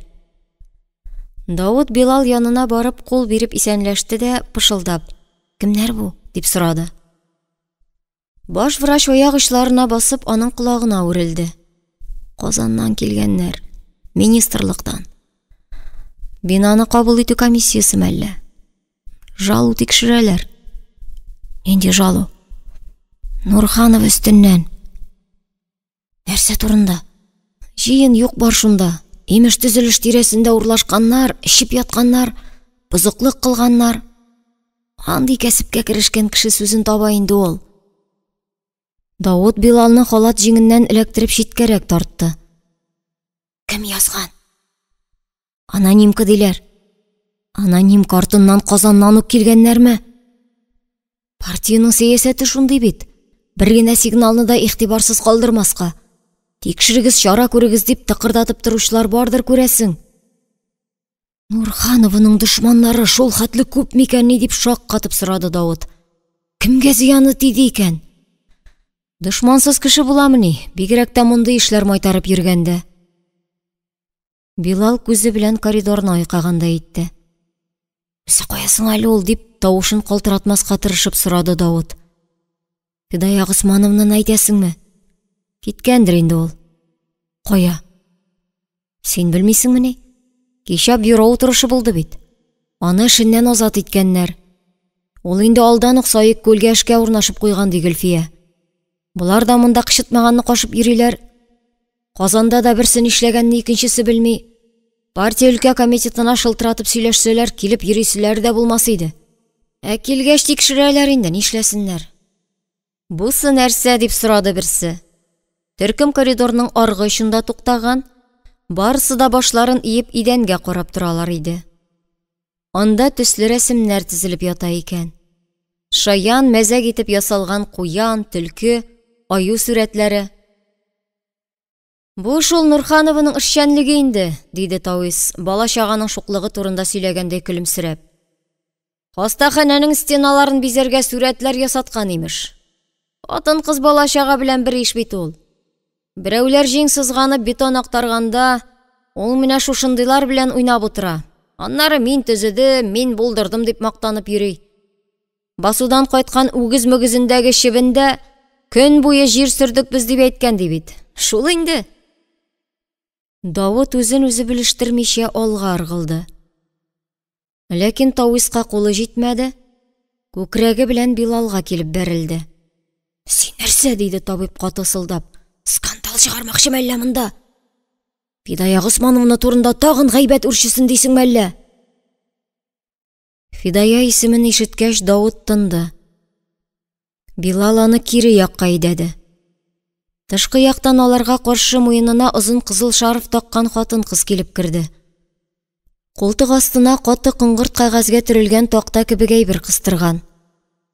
"Исәнмесез?" "Исәнмесез, сез лесхоздан бит?" "Минме?" Давыт зиһенен тупларга тырышты. Сез рәссам кыз. Узган елны күргәзмә белән килгән идегез. Миңа картина да бүләк иттегез. Аның үрнәгендә маркетрилар ясыйлар анда. Лесхозга керсәгез, берсен үзегезгә дә бүләк итәрләр." "Анда ук барып йөреп булмас шул", диде Рамилә моңаеп. "Мин монда танышыма ярып кенә килдем бит. Алар машинасы белән." Ул коридорның аргы башындагы төркемгә күрсәтте. "Бер көн эчендә барып кайтабыз", диделәр. Фидая Госмановны күптән чакыра иде инде. Озакламый стеналарны буй башлыйбыз дигән иде. Ул киткән икән. Килүем яхшы булды әле. Белеп китәм, югыйсә мин анда һаман эскизлар ясап ята идем. "Эшләгез, эшлә", диде Билал. Элегрәк җибәргәннәрегезне Фидая Госмановна безгә калдырып китте. Мин әнә аларны үзебезнең осталарга күрсәтергә әзерләп тә куйган идем. Бөтенесен ясатабыз. Яңаларын да алып килдегезме әллә дип, Рамиләнең култык астындагы төргәккә ымлады ул. Юк, бусы башка. Фидая Госмановнаның портретын ясаган идем. Яле карыйк әле, диде Давыт. Рамилә төргәкне шиште. Гади генә ак кысадан Давытның күзләренә Фидая тутырып карап тора иде. Рәссам аны иртәнге кояш яктысына охшаш алтын су нурлар белән яктыртып, эре алтын бидрәләрен түгәрәк йөзе тирәсендә серле буҗра итеп тасвирлаган. Ниндидер яхшылык көтеп, өмет белән караган зәңгәр күзләренең төбендә яшерен моң, ялвару да бар кебек. Давыт рамга тотынды. Сатыгыз миңа. Күпме тора? Рамилә картинаны үзенә тартты. Фидая Госмановнаның үзенә бу. Бүләк. Аннары Билалга борылды да, өлкән медсестрага биреп калдырмакчы идем. Бер җае чыкканда тапшырыгыз әле дип. Алмый, диде ул гаҗәпләнеп. Үз кулың белән бирди. Ничек бирим? Без хәзер китәбез бит. Калдырыгыз миңа, диде Билал. Тапшырырмын. Минем тормышымда бик зур роль уйнаган кеше ул дип, картинаны кире кагазгә төрә-төрә сөйләнде Рамилә. Аның белән очрашканнан соң, мин үз тормышыма өр-яңача карадым. Күзләрем ачылгандай булды. Кешеләрне бөтенләй башкача күрә башладым. Ул чакта без ирем белән аерылышкан идек. Бүтән кавышмабыз дигән идем. Моннан кайткач фикерем үзгәрде. Яңадан кушылдык. Кунакка чакыра диегез. Мин аңа үзем язып та җибәрермен, билгеле. Сез аңа портретның да яңасын ясый аласыз бит, диде Билал, яңа фикергә килгәндәй тәвәккәл тавыш белән. Ә монысының артына Кармаш участок хастаханәсенең яңа бинасы ачылу уңайы белән бүләк итәм дип язып бирегез әле. Мин аны шушында элеп куям. Фидая Госмановнага багышлап, аерым бер почмак ясаячакбыз без монда. Күрсеннәр, укысыннар. Бу бинаны кем торгызганын һәммәсе белеп торсын. Онытылырлык булмасын. Кире кайтканда Давытның күңеле алгысыган, каядыр барасы, нидер эшлисе, ниндидер гадәти булмаган бер мөхиттә каласы килә иде. Юл кырыеннан буш басулар, яфракларын кыйган агачлыклар шуып бара. Әнә шәрәләнеп калган каенлык, аның артында сабан туен үткәргәч, табын кырган аланлык. Ул чакта каеннар тармакларын аска ук игән, аланлыкны юлдан күренмәслек итеп ышыклаган иде. Һәм шул яшел пәрдә артыннан һич уйламаганда гүзәллек алиһәсе булып, җанга газиз бер сын пәйда булган иде. Хәзер инде аны читтән генә күрүләрдә насыйп булмастыр. Давыт машинасын басу юлына борды. Каенлык янында туктатты да, ширәмлек аша таллыкка узды. Талларның яфраклары куырылган, әмма кыелып бетмәгән. Алар һаман кизләүне шыклап торалар иде. Давыт үлән керфекләр арасыннан яшьле күз кебек мөлдерәгән чокырга иелде. Куш учлап су алды да, йөзен шуңа батырды. Бозлы су битне өтеп алгандай итте. Әллә җирнең күз яше белән юынды ул, әллә үзенең күз яшьләре белән. Озакламый кыш килер, җир туңар, бу кизләүне дә кар каплар. Алда салкын бураннар, алда ямансу көннәр көтә иде. Аяк табаны белән ул җирнең суына башлаганын, анда тамырлар хәрәкәтенең тына барганын тоя иде кебек. Шул ук вакытта тәнгә сарылган бу суык күздәге яшьләрне киптерә дә иде сыман. Әйе, җиһанга кыш килә. Үзе белән салынкы болытлар, җил давыллар, кар бозлар алып килә. Җир кышка әзерләнә. Ләкин шул ук вакытта язның киләсен дә онытмый иде. Ул үз кыенында бихисап тамырларны орлыкларны тере килеш саклый. Вакыт җитәр, алар һәммәсе җанланыр. Гөлләр сабагын югарыга сузар, кирпекләрен киң ачып кояшка карар. Әмма бәбәгенә кояш нурын җыеп, үзәгендә тылсымлы җылы саклый белгән гүзәл бер чәчәк Давыт өчен башка ачылмас. Безнең өчен генә үскән гөлнең чәчәкләре бер кыелгач яңадан ачылмый шул. Һәм безнең баш очыннан бер агылып узган болытлар да кире әйләнеп кайтмыйлар. Гөлчәчәк Хафизова укыды.